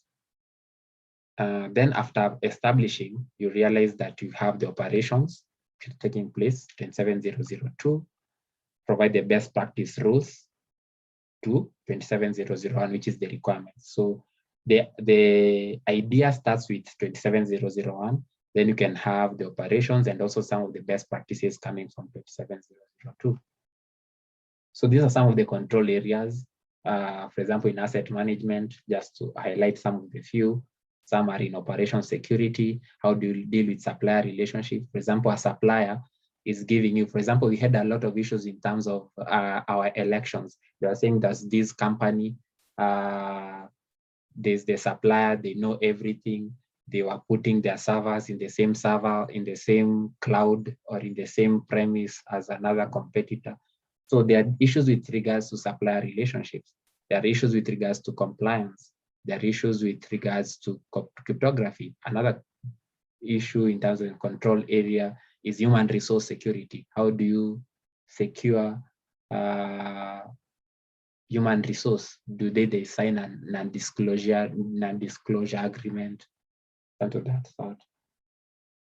Yeah, you can see all those areas. And since you're going to get these, and I think I've already given you to download, you're going to check them later on. So always remember that in each and every implementation steps, it all borders around planning, doing, checking, and acting. So planning takes part in some of the first 3 stages. Then you do some of the things within stage 3. I mean, at the middle of stage 3 and 4, you're doing the doing. At the middle of stage 4, and at 5, you're also checking, and also you now do the acting. So there are some audits that are done. Okay, this is how you start from startup until the end. So when you're going to be working maybe for a consultancy, you'll be able to understand some of these processes up to the point when you have it. And it is a cycle. You don't just end it at here. After you finish it, it goes round and round. So you're going to see that. I'll not focus on that because of time, but you'll still go and check it out. I'll not say that it really is a focus of the HCIA security exam, but it's important to just know some of the steps in terms of establishing an information security standard. So we have the graded protection of information security. I think this one was, if I look at it here, yeah, graded protection, you can see it's a China standard. So you can see, can get to know some of the contents within it, but since it really focuses a lot on the China, on how China runs with regards to security, you can see how it works, how it ensures public communication works. So obviously they focus on it a bit in terms of the chapters, so I'll not focus so much on it. So it's still saying how some of the stages graded protection has gone through. It was an initial stage, started 1994, then it went to a development, then up until now it has gone to a promotion stage. So yeah, so I'll not focus on it too much. I said this should not take us too much time. So remember some of the, okay, this is the grade of protection, still under graded protection. Again, I've said it has some control points. You can see still similar. Under what, okay, it's running. It is more referring or whatever is it doing. Structure security, access control, security audit, boundary integrity check, network device protection, malicious code, and network device. Anyway, graded protection is still under it. Don't focus too much. You see me not focusing too much on something, just know that you get to understand some of the things that are there. In the US, we have the TCSec. It has 4 elements: verified protection, mandatory protection, discretionary, and also minimal. So those are some of the levels. The one for Europe also has levels from E0 to E6. In terms of function, it has F1 to F10. You can still have a time and look at that. So we have another act called the Sarbanes-Oxley Act. You can check on it. I think somebody may think, what is the relation between SOX and information security? The SOX Act. So some of the clauses regarding the SOX Act are for contract management. So this is a key area just to look at. For monitoring of contract management, enterprise operation processes, and also apply the information system inspections. Good. I don't know whether we covered enough for this quiz or I rushed it a lot, but let's get to the quiz. Fingers crossed. So let me see whether you understood something here. So this first quiz is asking, which of the following are internationally known information security standards organizations? Which are they? Which are the organizations?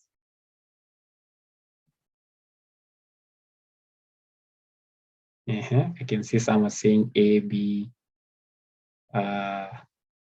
Some are saying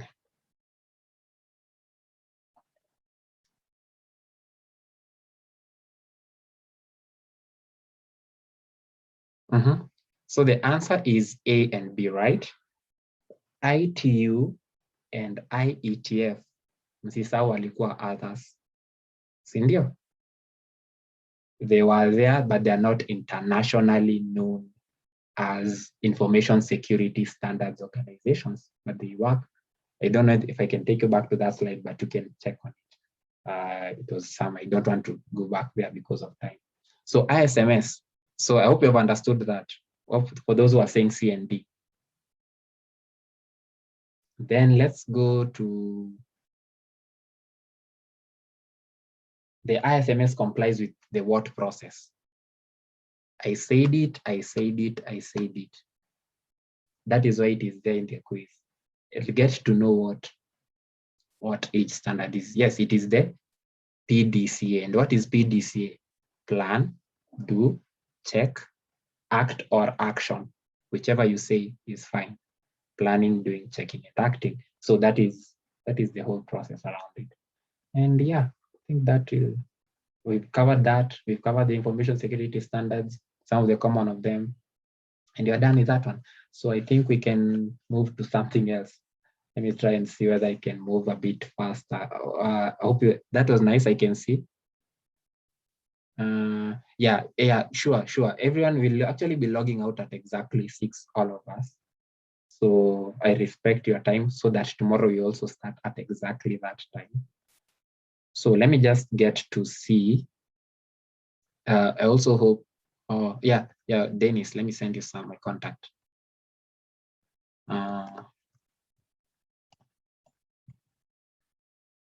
Yeah, and also I've heard you formed a WhatsApp group. Maybe you can add me there. The admin can tell me where it is, and we can chat up, and I can share you more opportunities. I have so many opportunities to share with you guys. Yeah. So where was I? I think I need to take you. Good. Basic network concepts, network devices. These are things you've covered in your introductory course. So I'm sure I'm not going to spend too much. So the admin who is the admin? Anthony, for the WhatsApp. I can DM the person my number, then they can add me to the group. Please don't give me the link because I can't click it on my laptop. So, let's look at this. Yeah, there's a WhatsApp maybe, but again, remember that don't just join any, and also remember that Huawei doesn't run a WhatsApp group. That is for your own purposes, and you are not liable for anything that may happen when you are in that group. Yeah, so let's go on. So some basic network concepts, I believe, was this really covered in your introductory course? Maybe somebody can tell me if this was covered in the course that you covered, that you completed, so that we have it like a discussion. We have it better. So just what, you are part of the admin, or who is the admin? Is it Anthony or just what? Maybe the one who is the admin can raise their hand. The one who will raise their hand first. I know it is the one. You see, I have not seen that everyone will have scrolled, they will have raised their hand. Who has raised their hand? Admin, I know him. tuendelee. Oh, nice, Anthony. Oh, Anthony, you're the admin. I believe you are the admin. Let me believe you by faith. You know, cybersecurity classes are crazy. Oh, please don't share your numbers here. Please just use the link so that you go join in if you are having an issue, or maybe just DM the person so that we don't have the chat full. Yeah, BMG wouldn't have to go over this quickly, please. Yeah, I wouldn't really want us to spend a lot of time here. Yes, let me just put the chat up here so that I check it. I don't miss it.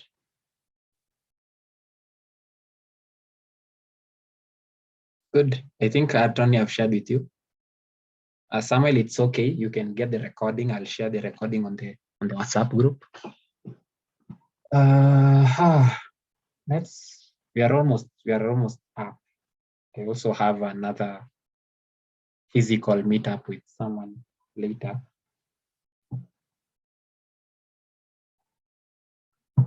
Let's finish this.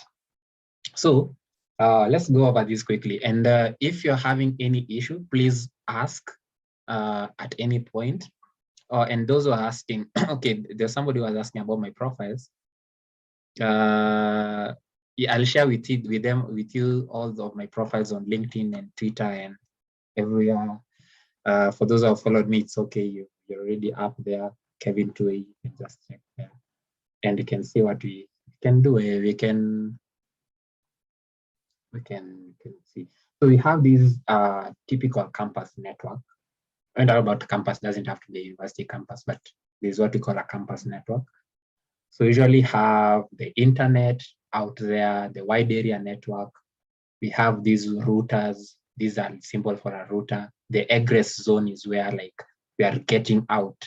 If you're knowing in English what egress means. Then we have a core layer where we have the firewalls. These are firewalls. And then we have the core switches.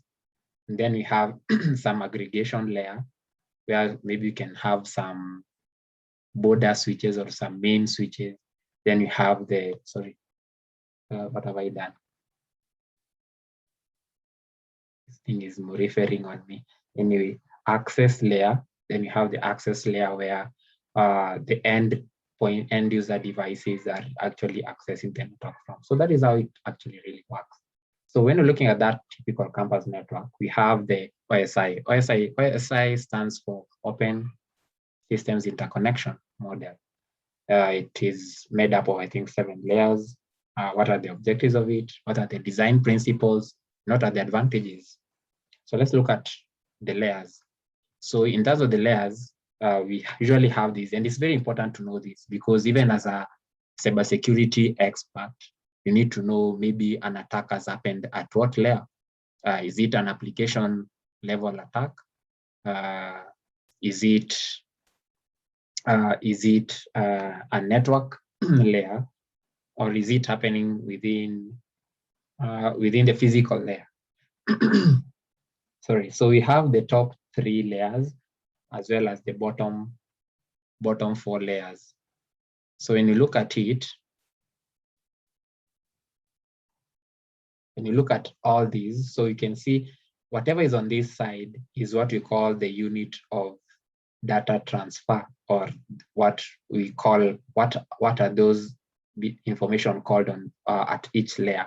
So in the physical layer, it's all about bit streams. It's really about something going on. If it's a Ethernet on the copper wire, it's all about the bits. In the data link layer, it's all about media access and link management. They're usually called frames at this level. In the network, which is the most common, they're usually called packets. And here is a lot of addressing and routing. Then we have within the transport layer, we are usually called segments. Usually used to establish some end-to-end connection. So here the data unit, as I've said, is a segment. So the other part is also the session layer, which is responsible for establishing, maintaining, and also managing some of this, all the sessions, not some of them. And here, usually called the session protocol data unit. Then we have the presentation layer, where it's all about the data formats and also how encryption of data happens. But remember that these days, it's not about security happening within the presentation layer. Information security should be applied as much as possible across also the layers. Also, the application layer, we have the application protocol data unit, and that is where the PDU for this case is for the application layer, and it's all about communication between the different applications, between a browser and a server application. All these happening here. So that's this OSI model. You must have already gone through it with your lecturers if you're doing an IT course. So in terms of computer networking, then we also have, you can see how they communicate. For example, within the physical, we have the frame. Within two hosts, each layer uses services provided by the lower layer to communicate with the peer layer. So for example, this layer is using the services provided by the lower layer, right? The lower layer. For example, this is a layer 7 using the services of layer 6. This is a layer 6 using the services of layer 5. Okay. So it is also works with what we call the TCP/IP protocol stack. So TCP/IP usually has some kind of a mapping with the OSI. For example, all the 3 top layers are usually aggregated into what is called an application layer in TCP/IP. Transport layer has a one-to-one mapping. Network layer is usually called the internet layer. And the data link and the physical are usually aggregated and mapped into what is called the network access layer. So that is how it is mapped. Just get to know the understanding. The TCP/IP is usually used because of the openness and the usability of it. And it is the one that is more widely used and is implemented as some of the standard protocols. Think of it like HTTP and all of that. So functions of each layer within the TCP/IP. So you can see they're almost similar. Physical media access, Ethernet. These are some of the standard protocols that are there. 802.3, TPP, HDLC, FR. As we move on, remember that you're going to be also focusing on one protocol called the Huawei redundancy protocol. Very important to check. It usually appears a number of times within your HCIS security exam. So we also have the internet layer. Within it, we have IP. We have the ICMP, IGMP, ARP. These are some of the routing protocols that are there.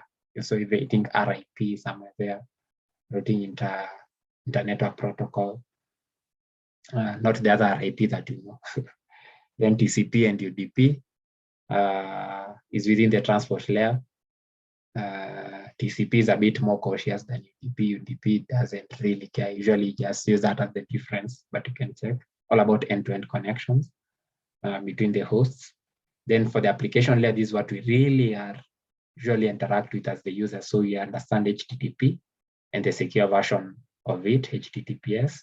Telnet usually helps even in terms of our interaction right now, maybe using Telnet in one or another. I shared with you a file. You used a bit of FTP. And you also have a version of FTP called TFTP, and also domain name system, also known as DNS. So those are some of the things that are there. Very important for this, it's just important to know what each layer does, all this, as well as these functions here.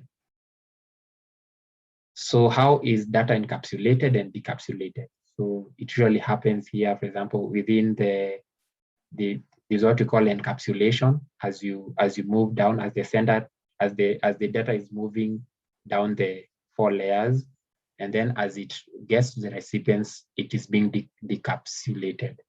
So you can see at first it's usually just app and user data.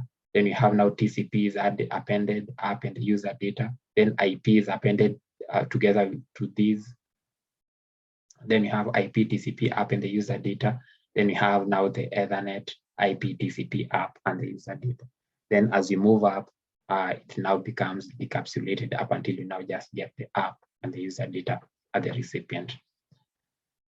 If you have any questions, you can still ask on the chat as we try to finish. There's also the concept of the quantipole. Quantipole is 5. That is, I usually have the source IP address, the destination IP address, the protocol that is going to be used, the source port, as well as the destination port. As a cybersecurity expert, it's very important to understand this concept, because it's by understanding the quantipole concept that you can make out where data is coming from, how where it is going to, and even you can even do things such as analysis of logs. So, so that is the quantipole structure. So it is a concept, and the application server can respond. It's usually used so that the application server can respond to service requests, because it must register the port numbers as well as the protocol for the service it hosts. So by using the quantipole, this application server can actually respond to some of the things such as concurrent service requests, while ensuring that each link is unique in the system. So it usually helps for the quantipole concepts, helps for concurrent service requests, and also ensuring that the link is usually unique for each and every request in the system. So that is the quantipole concept. Some of the network protocols that are there, we have the ARP. ICMP is usually used to test network connectivity. It's usually used for pinging, pinging and TRESAT. For those who are self-proclaimed or well authorized white hat or black hat hackers, you already understand the importance of ICMP. There's also routing protocols that are usually used.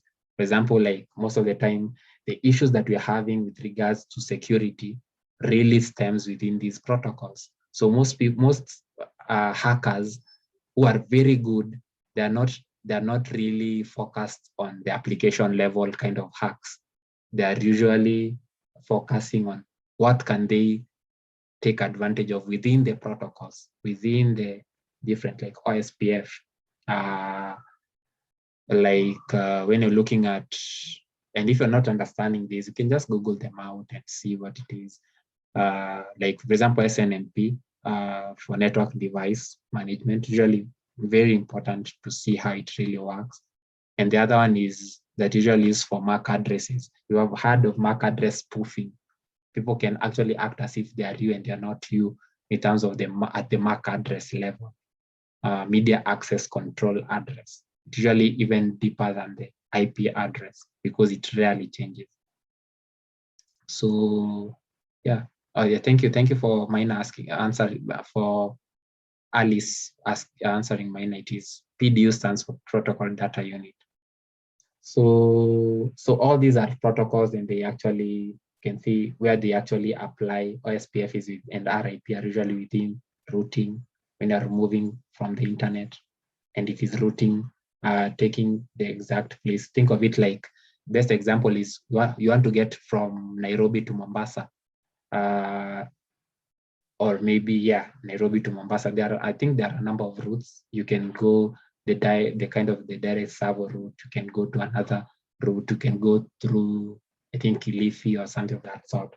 So all that is determined for the shortest distance using some of these protocols. So there's an overview of ARP. Before sending a data packet, host C a packet to host C, that is this host sending a data to host A. Host A needs for host A to send a data to host C, it needs to obtain the MAC address. This is the MAC address. You can see it usually looks like this. This is the IP address in CIDR notation. This is a MAC address. This is an IP address, MAC address, IP address. So it needs to obtain the MAC address for host C. It does that. So once it does that, what happens? So you can be able to see that the ARP cache, you can see, does not contain the MAC address for host C. What is the MAC address for host C? It is 04CC. So you can see it doesn't have it. Supposed to send it because it sends it there, right? So you can see host C sends an ARP request packet to obtain the destination MAC address. It's quite of a process, but it's important to understand how it works. If you have any challenges on doing the ARP, kindly reach out to me and I'll try to make sure that we help each other to understand how ARP works. I'll also share a video if you want on how it actually really, an animated kind of a video. For the sake of time, you'll allow me to just move out of this, but it's all about getting the right identity so that you can send data. So the ARP reply comes, it knows the MAC address so that when it sends, the ARP will now have the MAC address there and the destination. So we have one called gratuitous ARP, which is usually used to help in detecting there's an IP address conflict. So yeah, please, Stephen, if you want to ask, you can ask. Kindly, you want to ask audibly? Do you want me to unmute you?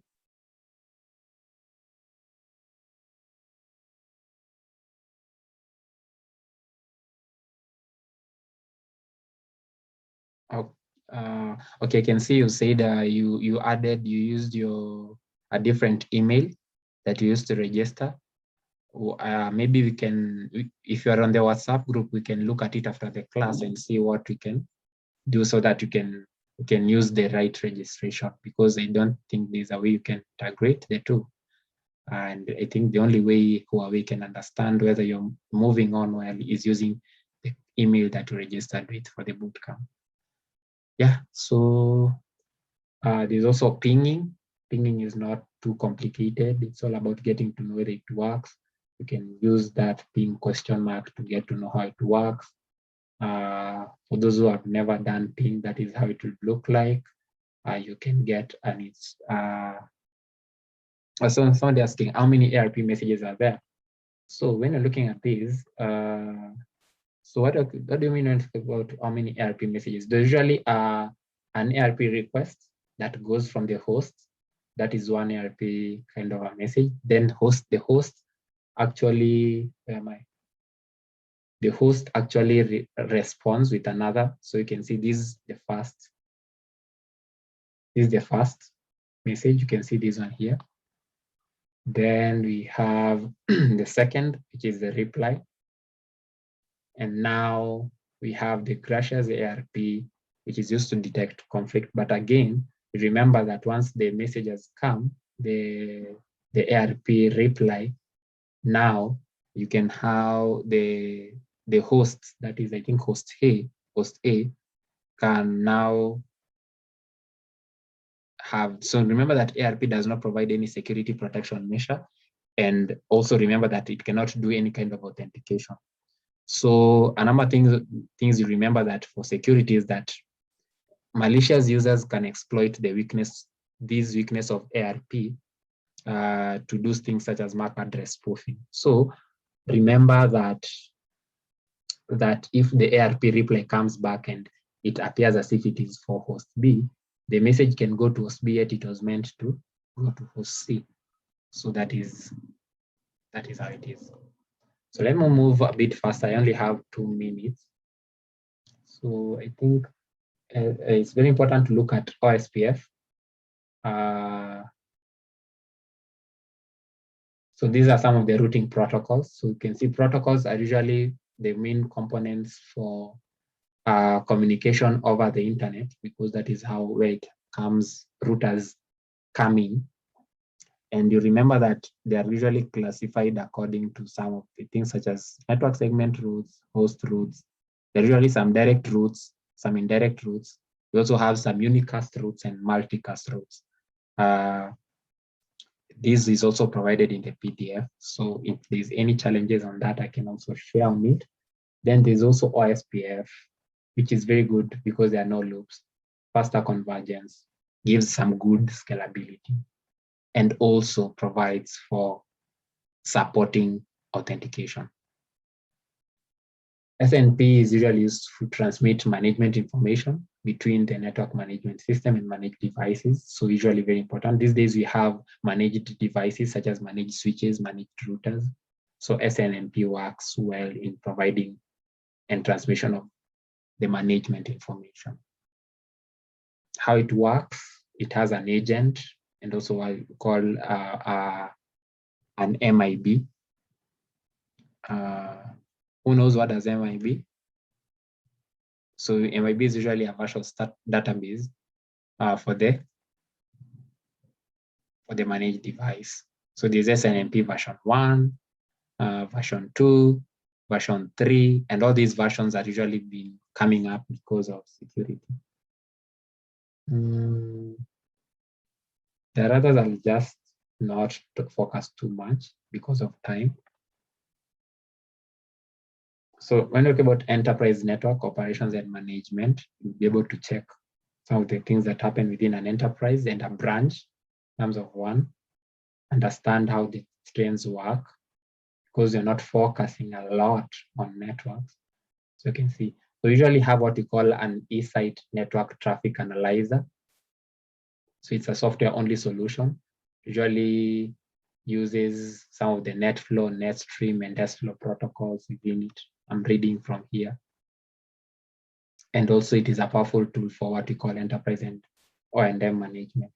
So it actually provides a convenient way to monitor and analyze networks. And I can see our time is also, management information based. Thank you, BMG. Then NetStream is a Huawei patented technology, and it is used to collect and distribute statistics about the network. I can see my time is really moving, and you can see, let me just borrow 4 minutes. I'm already 1 minute past your time. So let me just borrow 4 minutes from you. So where am I? So there's a way that it works, and it usually provides for network management, enterprise accounting, ISP billing report. You ever wondered how does Safaricom know how much bundles you've used? Some of the protocols usually provide management information for that. And some of them is like NetStream. So we have the best, some transport layer protocols. Some of them is like they usually understand the three-way handshake. We have the sync, the sync and the acknowledgement, and then they're usually called the three-way handshake. You can also check on it. There's a lot on the three-way handshake. There's also the four-way handshake. How does it really work? There's an animated video. Remind me if you want more details on it, I can share with you resources on them. And then I go to application layer protocols, which are very easy to understand because at the level of application layer, we interact with them every day. We have the FTP server. We usually have for providing files, uses FTP. Web usually you use HTTPS. Mail server would use something like SMTP. And you also have a DNS server for provision of mapping of IP addresses, domain names to IP addresses. So you can understand how a DNS works. For example, you usually have a cache server. We have a top level domain. I don't know whether there's an issue with this, but it's very easy to understand that even your own computer has a DNS cache so that anytime it doesn't have to go back to a server to understand what did that. So you can see there's usually the first access. This is what usually happens. This is what usually happens. Then within the time it comes the second time, it doesn't have to go through all these process. You can see, I don't know about this, I have to ask the experts, but now I remember it. Very easy. FTP also works on user interface in terms of the process control. There's usually this control connection. Once a control has been provided, think of it like SSH. Then we have the process of data transmission happening through to the file system. For example, you might changing from, for example, the Linux file systems, there are the Windows file systems such as NTFS. So there's the server as well as the client. And even your computer can be a server, because when it is serving, providing the files, it is acting as a server. So this client server can be used interchangeably depending on the direction of transmission of files. So there's usually those transmission modes. For example, there's the active mode as well as the passive modes. So those are, active mode is usually used by default. And usually the passive mode is where the client sets up both connections and can switch the mode through commands. So in the default, the client sets up the control connection, but the server sets up the data connection. But in passive, the client sets up both the control as well as the data connection. Yeah, so those are the modes. So you can see that is the passive mode. You can see the control connection has all been developed by the client as well as the data is there in the graphical. HTTPS, very important, get to know. But remember, HTTPS is not the only show of security. So don't think that every website that has HTTPS is not a phishing website, is not a malicious website. Anybody can set up. We have Let's Encrypt. You can use it to set up a secure in quotes site that looks safe but has an issue. So these are very basic. We have HTML for web pages. We have a URL, which stands for the whole link. For example, HTTP, what. Yeah, it's okay, Dennis. Then HTTP is a stateless protocol, uses for request response method for communication. So there's a graphic showing. At first you say, hi, says, what can I do for you? I need certain file called this. Can you get it? Do you have the key? Yes, this is the key. Some blabby weird things. Okay, yeah, that is the key. Here's the file you want. That is really how it works. And you can, if you're able to analyze logs, you'll be able to see how all these happens. So there's a request packet and there's a response packet. Good. SMTP is for email, POP, and IMAP. You can follow it up because my time is up. Wow. I really rushed, I know, but I hope we can be able to answer these questions before we leave. So what of the following is not in the TCP IP model? Remember, it is 4 layers. It has 4 layers.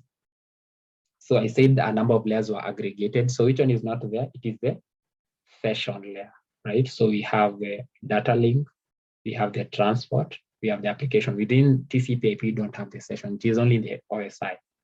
Okay, let's go to question 2 because of time. Which of the following packets? Thank you for those who have answered.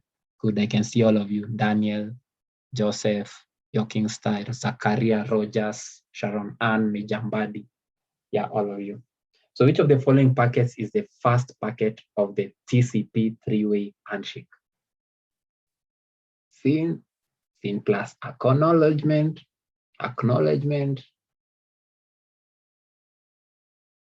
It even looks easy to understand. Yes, it is the SY, the SYN, SYN, right? If you look at it, don't know whether it is here. Yes, it is here. You can see it is the first packet. Then you get the SYN plus X, the 3-way, then you get the acknowledgement. Good. I think we are done. I think we can just do the Menti, then we can be done. It has started again. So tomorrow we'll, if possible, kindly make sure you log in on time so that we don't spend too much time trying to get everyone on board. So let me get you the Menti so that you get the feedback. Okay, it is here.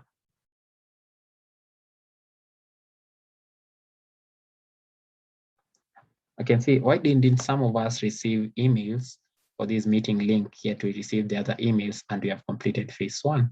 So that may be a technical issue from the Huawei side. Yeah, same link. We use the same link tomorrow. Same link, same time. So sorry for that on behalf of Huawei for not getting the link. But if you don't have, is the link shared somewhere? Let me see whether I can give you the link here so that you don't miss it tomorrow.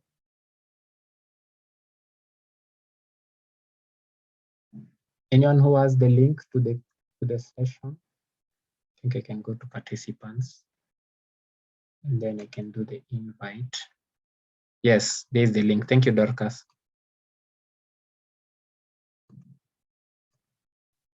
So please keep that link somewhere so you can tell me how the session was.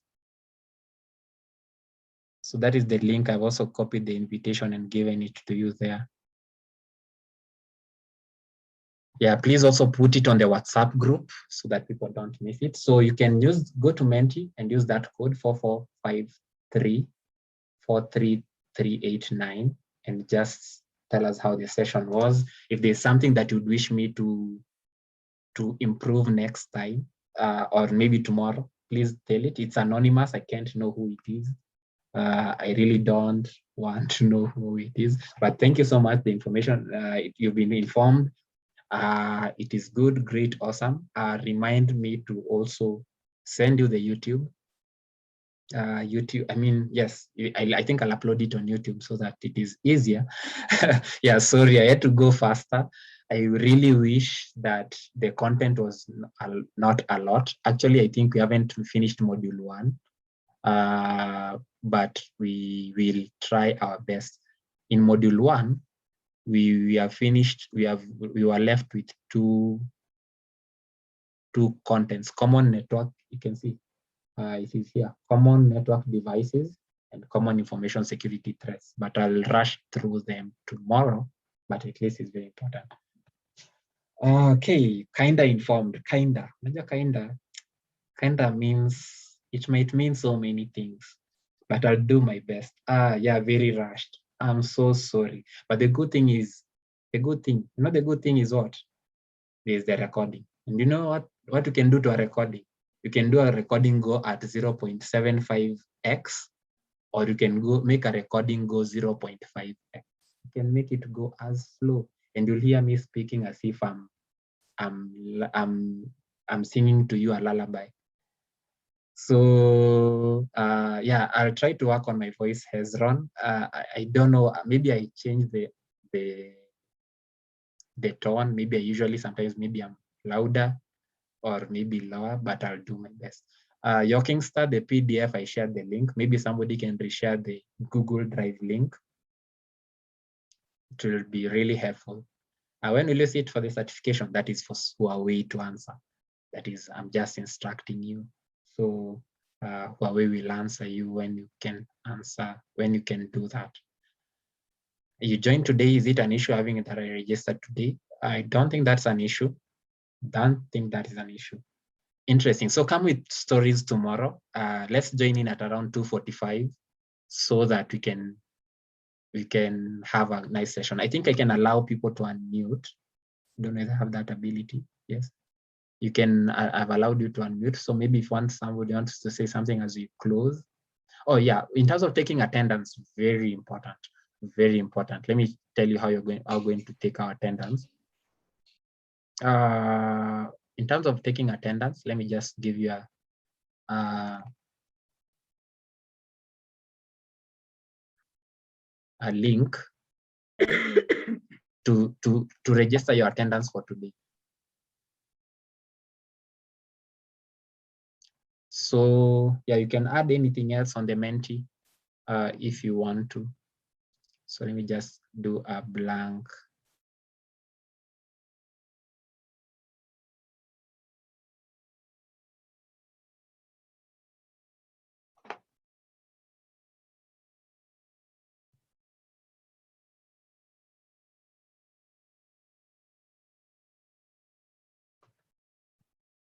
So I'm giving you the day one attendance sheet.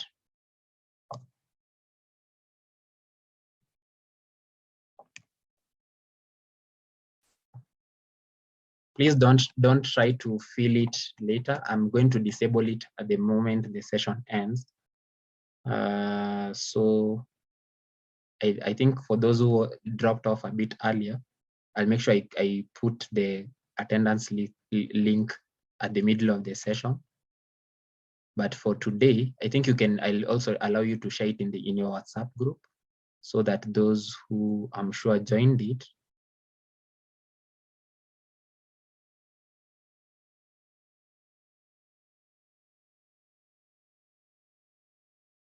Yeah, so here it is. Let me send it to you.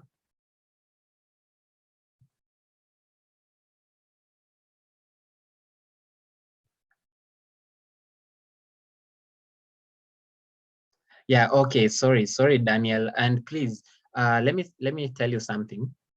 If you feel that there's something that I've rushed and you like me to answer at any point in time when I'm teaching, please don't be afraid to interject me or to tell me, can you just pause there? Can you just pause? Yeah, I wish it could automatically do that, but I'll check on what if the session would have been able, but kindly fill that for my purposes so that I can be able to know how many of you are able to do this. So kindly fill that form, just your name and your email, just that. Can't fill the form. Oh, okay. Oh, there's an error. Okay. Sorry about that.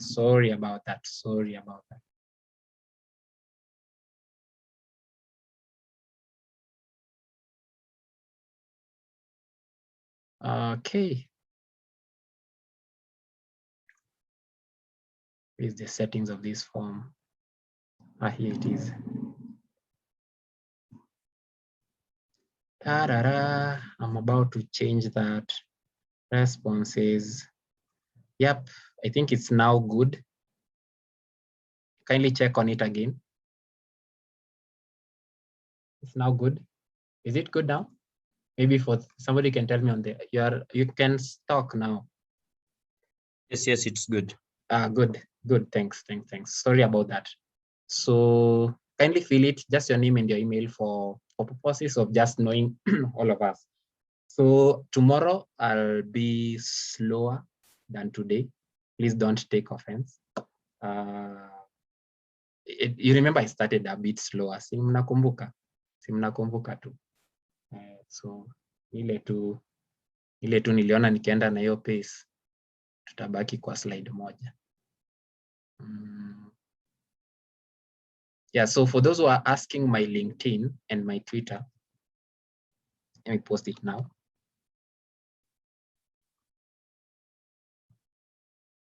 Let's follow each other. And also maybe you can just put me a DM and say, okay, I'm in your class of this so that I know it's you.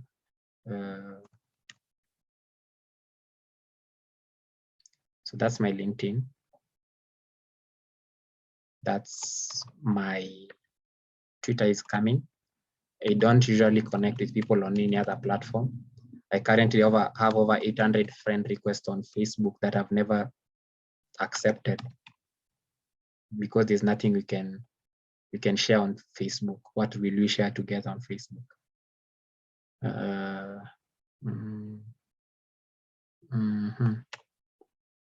Then we have on my GitHub. GitHub is also the same, although I don't actively code, but I do a bit of it. So you can still find me there. Yeah, so I think that is that. You can also share them on the WhatsApp group if you want. Thank you for those. I can see 97 people have already registered their attendance. 99, go on, please make sure you, the attendance. Okay, so anybody who can reshare the attendance for me, please.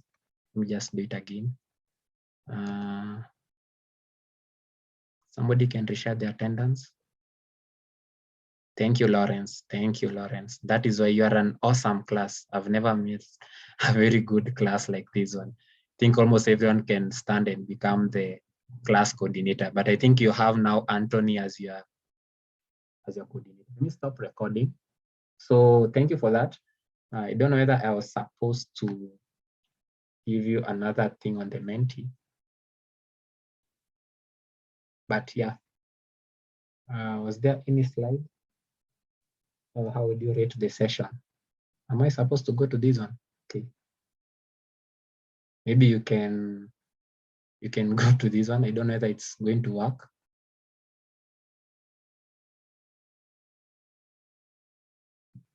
So you can see what you can rate, whether it made sense, whether it was tough, so that I can understand. But remember, I'm not going anywhere. I'll be with you in the, I hope I've been added to the WhatsApp group. Okay, maybe I don't, I'm supposed to accept the invitation if I got it. Then I will go to go. Let me stop the recording so that it doesn't become too long. And we see each other on day 2 for those who will be checking. I can see someone says it's staff 1.5. I can see 5. I understood most of the ideas. Yes, it was a basic, it is an introduction, but always come with questions. And I would like us to make this session, these days sessions, don't just do it for the exam. The exam will come. The exam is very easy. You're going to pass. Don't worry about it. That's not a big issue. The issue is, can you be able to find your way through the cybersecurity forest? Do you know the different career paths? Can you become a forensic analyst? Can you become a pen tester? And it's not all about hacking. You don't have to be even a coder to be in cybersecurity. You can be even not able to see any code, but you are the who is who in cybersecurity. I believe you know the different people who are very good in cybersecurity in this country. So yeah. So yeah, you can see there's a 1.7. I'll try to reduce it tomorrow to something like 0. For Lenny who said the lesson was tough, Aki, I'm so sorry. I'll try to make it as easy and use real life examples and use layman language. Thank you for those who enjoyed themselves and those who, for those who still have questions. Let's use the WhatsApp group. DM me on Twitter, on LinkedIn. Yeah, we connect. I can see the connections. Yeah, so thank you, Orlando Roger. I've seen your LinkedIn DM, and yeah, you can connect. Let's connect. So I'll be sharing with you a number of opportunities apart from the bootcamp. I'm sure not everyone is not going to go to the 3rd phase where you're going to be doing labs and competing with each other, I think in Naivasha. Yeah, but be sure that everyone is, the moment you are in this class, you are already a winner. So you're a winner. And if you get that certificate, when I was passing it, I didn't know that I'll become a trainer. I'll be looked for to do this training. So be yourself. I didn't get the link to the meeting. I feel like my name is not in attendance for phase 2, and I might miss the certificate. Kindly, Michelle, you can follow it up with the cybersecurity bootcamp team, that is Huawei, and they can follow it up with you. The moment you're here, I think if you did the next generation cybersecurity course and you finished. Yeah, Anthony, it was tough. I know the protocols are usually quite clear, but the good thing is there's a lot of resources. Oh, mine, the PDF. Mtu kindly, somebody, mtu arushe Google Drive link hapo. Yeah, if you completed phase 1, or it's just, if you, there are a number of people who are even sending me emails saying they have not gotten the links. It's just that singeanza kujibu emails katikati ya class. Singeweza kujibu hiyo. So you're not alone. There are a number of people who didn't receive the link. And also it is not in my part to send you links to the class. It is the work of Huawei. Thank you, Dorcas. Thank you, John. So maybe, Michelle, you wanted to say, you have seen you raised your hand. You want to say something as we finish up? Sorry. By the class was over. You are free to leave. If you, usione nimekuweka. Tulimaliza ile saa yenye nilianza kuweka menti. Then kesho tupatane 3. Sawa?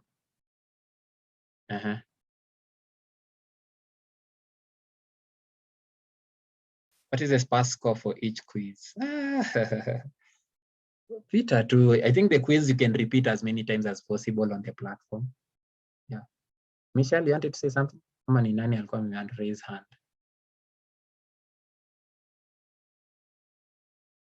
Yes, I Anyone? was talking about the Mhm. link to the attendance. Oh, yes.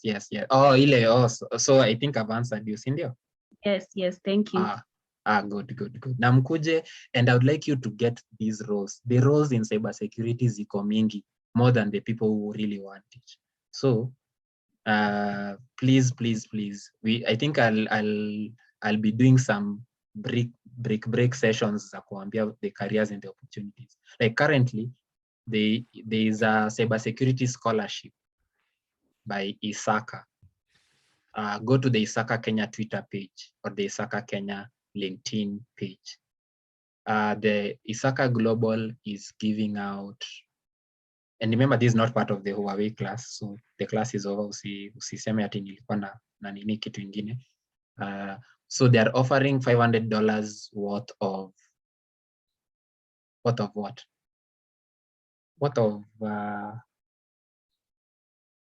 Sijui ni tuition fees, hiyo ni 50K. Hiyo sinaweza sort almost semester mzima. ISACA Kenya Scholarship.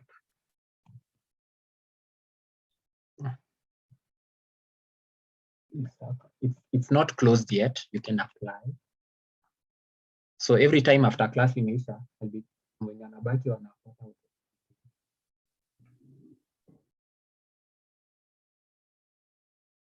Ndio hii hapa, isakasecureplatform.com. To save basi na hiyo link.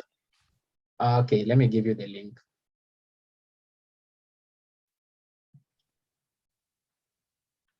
So you get like none days of $500 academic scholarship and what. There's also an IS2. I don't know whether you know. So that is the link.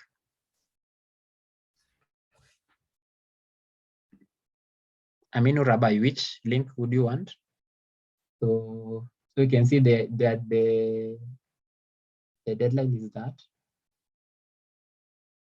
So you can see it is you should be enrolled, be studying cybersecurity. By the virtue of you doing this course, you are studying cybersecurity. So you can apply and see the application that is there. You can log in with ISACA. If you want to confirm that I'm not telling you something weird, you can just go to the ISACA Kenya chapter Twitter page and you'll see it there. So ISACA stands for Information Security Audit and Control Association. So here it is, you can see. And when you click on this link,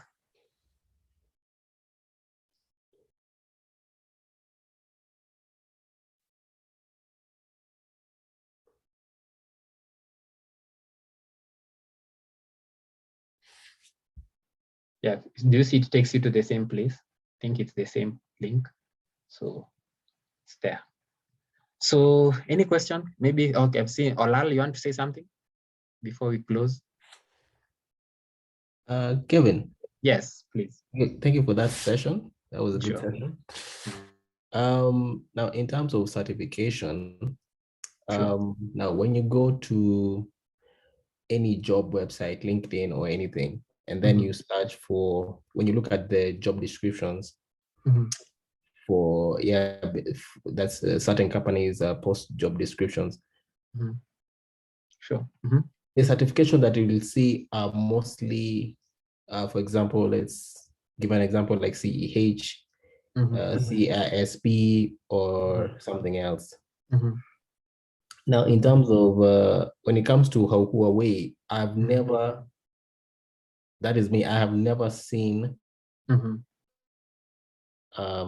company requesting for certifications for Huawei. So my question is, even if we do these certifications, is it only meant for Huawei? Okay. You know what I can answer for that is there are different vendor certifications. We have we have Cisco, we have the most prominent being CCNA. We have AWS, we have Microsoft, we have Google certifications. So what happens is a company would actually request for a certification, maybe depending on the kind of infrastructure that they have. For example, if a company is owning Cisco infrastructure, they would really want somebody who is CCNA certified, right? You already know that Safaricom infrastructure mostly is Huawei infrastructure, right? And also you already know that in terms of Huawei infrastructure, also there's also a number of private ISPs. Think of like the fibers that are there and the different zenye unazionanga kwa nyumbani. So you usually have those people, they in one way or another, they encounter the Huawei. But again, it's not really about the vendor. It's really about the skill set. Because the OSI model, whether it is Huawei certification or a CCNA certification or a CIA security certification, will not change, right? The concept of the OSI or the TCP/IP stack will always be the same. So the only difference is that maybe the interface for the command line for the Huawei router might not be the same interface of the command line for the Cisco router. There's these subtle differences or these small differences that are there between the vendors. Same case for the cloud providers. Whatever is in Microsoft Azure, the interface will be different from the GCP and also from the AWS. But an instance, a compute instance, will always be a compute instance, regardless of the vendor. Whether you're supposed to secure a security group might be called by different names, but it will always be a security group, and the concept must be understood. The concept of the CIDR notation about subnetting, about access control lists, and all these security implementations, they usually don't. So even when you're going out maybe you're looking out for an interview, maybe they have actually requested for a CCNA, and you have a HCIA security. It doesn't mean that since you don't have a CCNA certification, but you're having a HCIA security certification, you're not eligible for that job. You can apply, and you can be able to show that apart the concepts that are there within a CCNA certification or maybe a Cisco security related certification is also what you have covered, and you also have done a number of projects. What is a project? You can go through a network simulator. An example is Packet Tracer. An example is ENSP. And just make sure you do those. You set up those infrastructure. You set up those routers. You try to see, is there any conflict? Is there any security breach? All that is all that is really important. So kenye namaanisha ni lazima ukuwe na ujanja when you're applying. And also when you're going to the interview, you also make sure you are all about work-based scenarios. Unaonyesha venye unaweza solve problems in a work-related scenario. So no, in a very work-related scenario. Usiende hapo useme ati ninajua the 7 layers of the OSI model. Hiyo itakusaidia. Uende huko uanze kusema venye ukikuwa na hii network inafanya hivi, if there's a loop, this is how I would actually solve it. So no, and ndakuwa najua hii shida iko kwa hii layer, maybe you're the layer 2 switch haijaingiana na hii nini, the configuration in the core switch imekosa kufanya hii na hile na hile na hile. So maybe ports are disabled, maybe there is an issue with the VLANs. So you'll be able to see how you show how you can troubleshoot, or you show how you can secure a network, the different devices. So practicals, as Sharon is saying, and also Kenya and Sharon, and they really sell you a lot. Me, I've seen people without even a degree, without even a single certification, wanachukuliwa, alafu sasa after wamechukuliwa wanalipiwa na hiyo kampuni kufanya hizo certifications. Unaona? I've already seen people who, like, even in Safaricom themselves, people just did their YouTube, wanaitanga YouTube learner sama. They just did all their trade on maybe UI UX on YouTube, lakini wakaenda wakatengeneza projects, wamezijaza, wako na portfolio. wakienda huko hata hakuna stress, hakuna ati unaogopa, ati unaanza kusema ati unajua nilianzia certificate, nikafanya diploma, nikafanya degree. Hakuna kitu kama hiyo. Yes, yeah, Maureen, Huawei has a simulation platform. It's called DNSP. I think I'm going to cover it somewhere on the days. It's called DNSP in Riapa. I ever installed it. It's quite crazy to install it, but try it here. It's called. Is it free, Ama? Yeah, it is free. It is downloadable. It is downloadable. I'll make sure I share the link to it. It is downloadable. ENSP software. It's called ENSP. ENSP. Yeah. So it is there. So I don't know whether it is downloadable publicly, like public space. I don't know. But I think itakuwa better. Mostly labs zinafanyika hapo. Sindio. Yeah, sure. And also I think there's also going to be some 2 or 3 labs that I'm going to run. Although there's another phase where you're going to be just doing labs. Yes. Yeah, so when watapita huko ndo watafanya more, watashindana.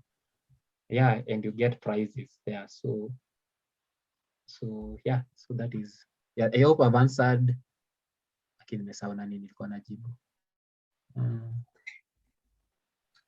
I think it was Olal, right? Yeah, thanks. Yeah. Sawa. Was there any other question? Aki msimniachilie tu sasa niende tu. Ninajua kuna mtu nimemweka kwa hoteli fulani and for the last 1.5 hours. Any cybersecurity internship? Sawa, mimi nitawatafutia opportunities. Mkiniadd kwa group, I'll look for, there's a number of them. There are a number, and there's also ISC too. I don't know, maybe if you have time, go check it out. ISC squared, 1 million certified security. Kama kuna mwenye take up the opportunity, just go look at it, Google it, open it up, register. Kama bado hawajafika 1 million, click on get started and answer some few questions, and then you can go on. So let me just copy this link, maybe share with you. So the certifications don't really, the importance is exposure. Hey, you copy Exactly. Exposure certifications ni ya kukupea tu age ya kusema hiki tu niko na knowledge yake, but kenye inamata ni tengeneza hizo simulations. Ingia kwa simulator, fanya kitu ikose kuwork, bang your head on the table mpaka ushindwe nini inaendelea, then you're going to be good. Thank you, Joylene. You're welcome. Yeah, I think to answer that question, it depends on the cluster deployed in the company. Yes, Kelvin. KRA have deployed Huawei and do require. So yeah, most companies, depending on what they've set up, you might require. Sio lazima uione pale kwa post. Na unaweza chukuliwa then unaambiwa hebu fanya. For example, I know in CBK it's a requirement to have CISA if you are in information security or information audit. But you never see people say you must be CISA certified in information security auditor ama vitu kama hizo. I think also in OAG, Office of the Attorney General, Auditor General, so those are some of the things they don't, but unajua ukishakuwa nayo unakuwa na upper hand. Wanaona huyu mtu hatutatumia time kumfunza kuhusu CISA, already ako nayo. So yeah, so I hope all of you have answered. Let me see how kila mtu alijaza attendance ama kila mtu.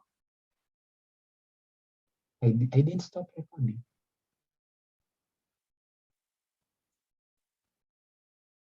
I think I stopped.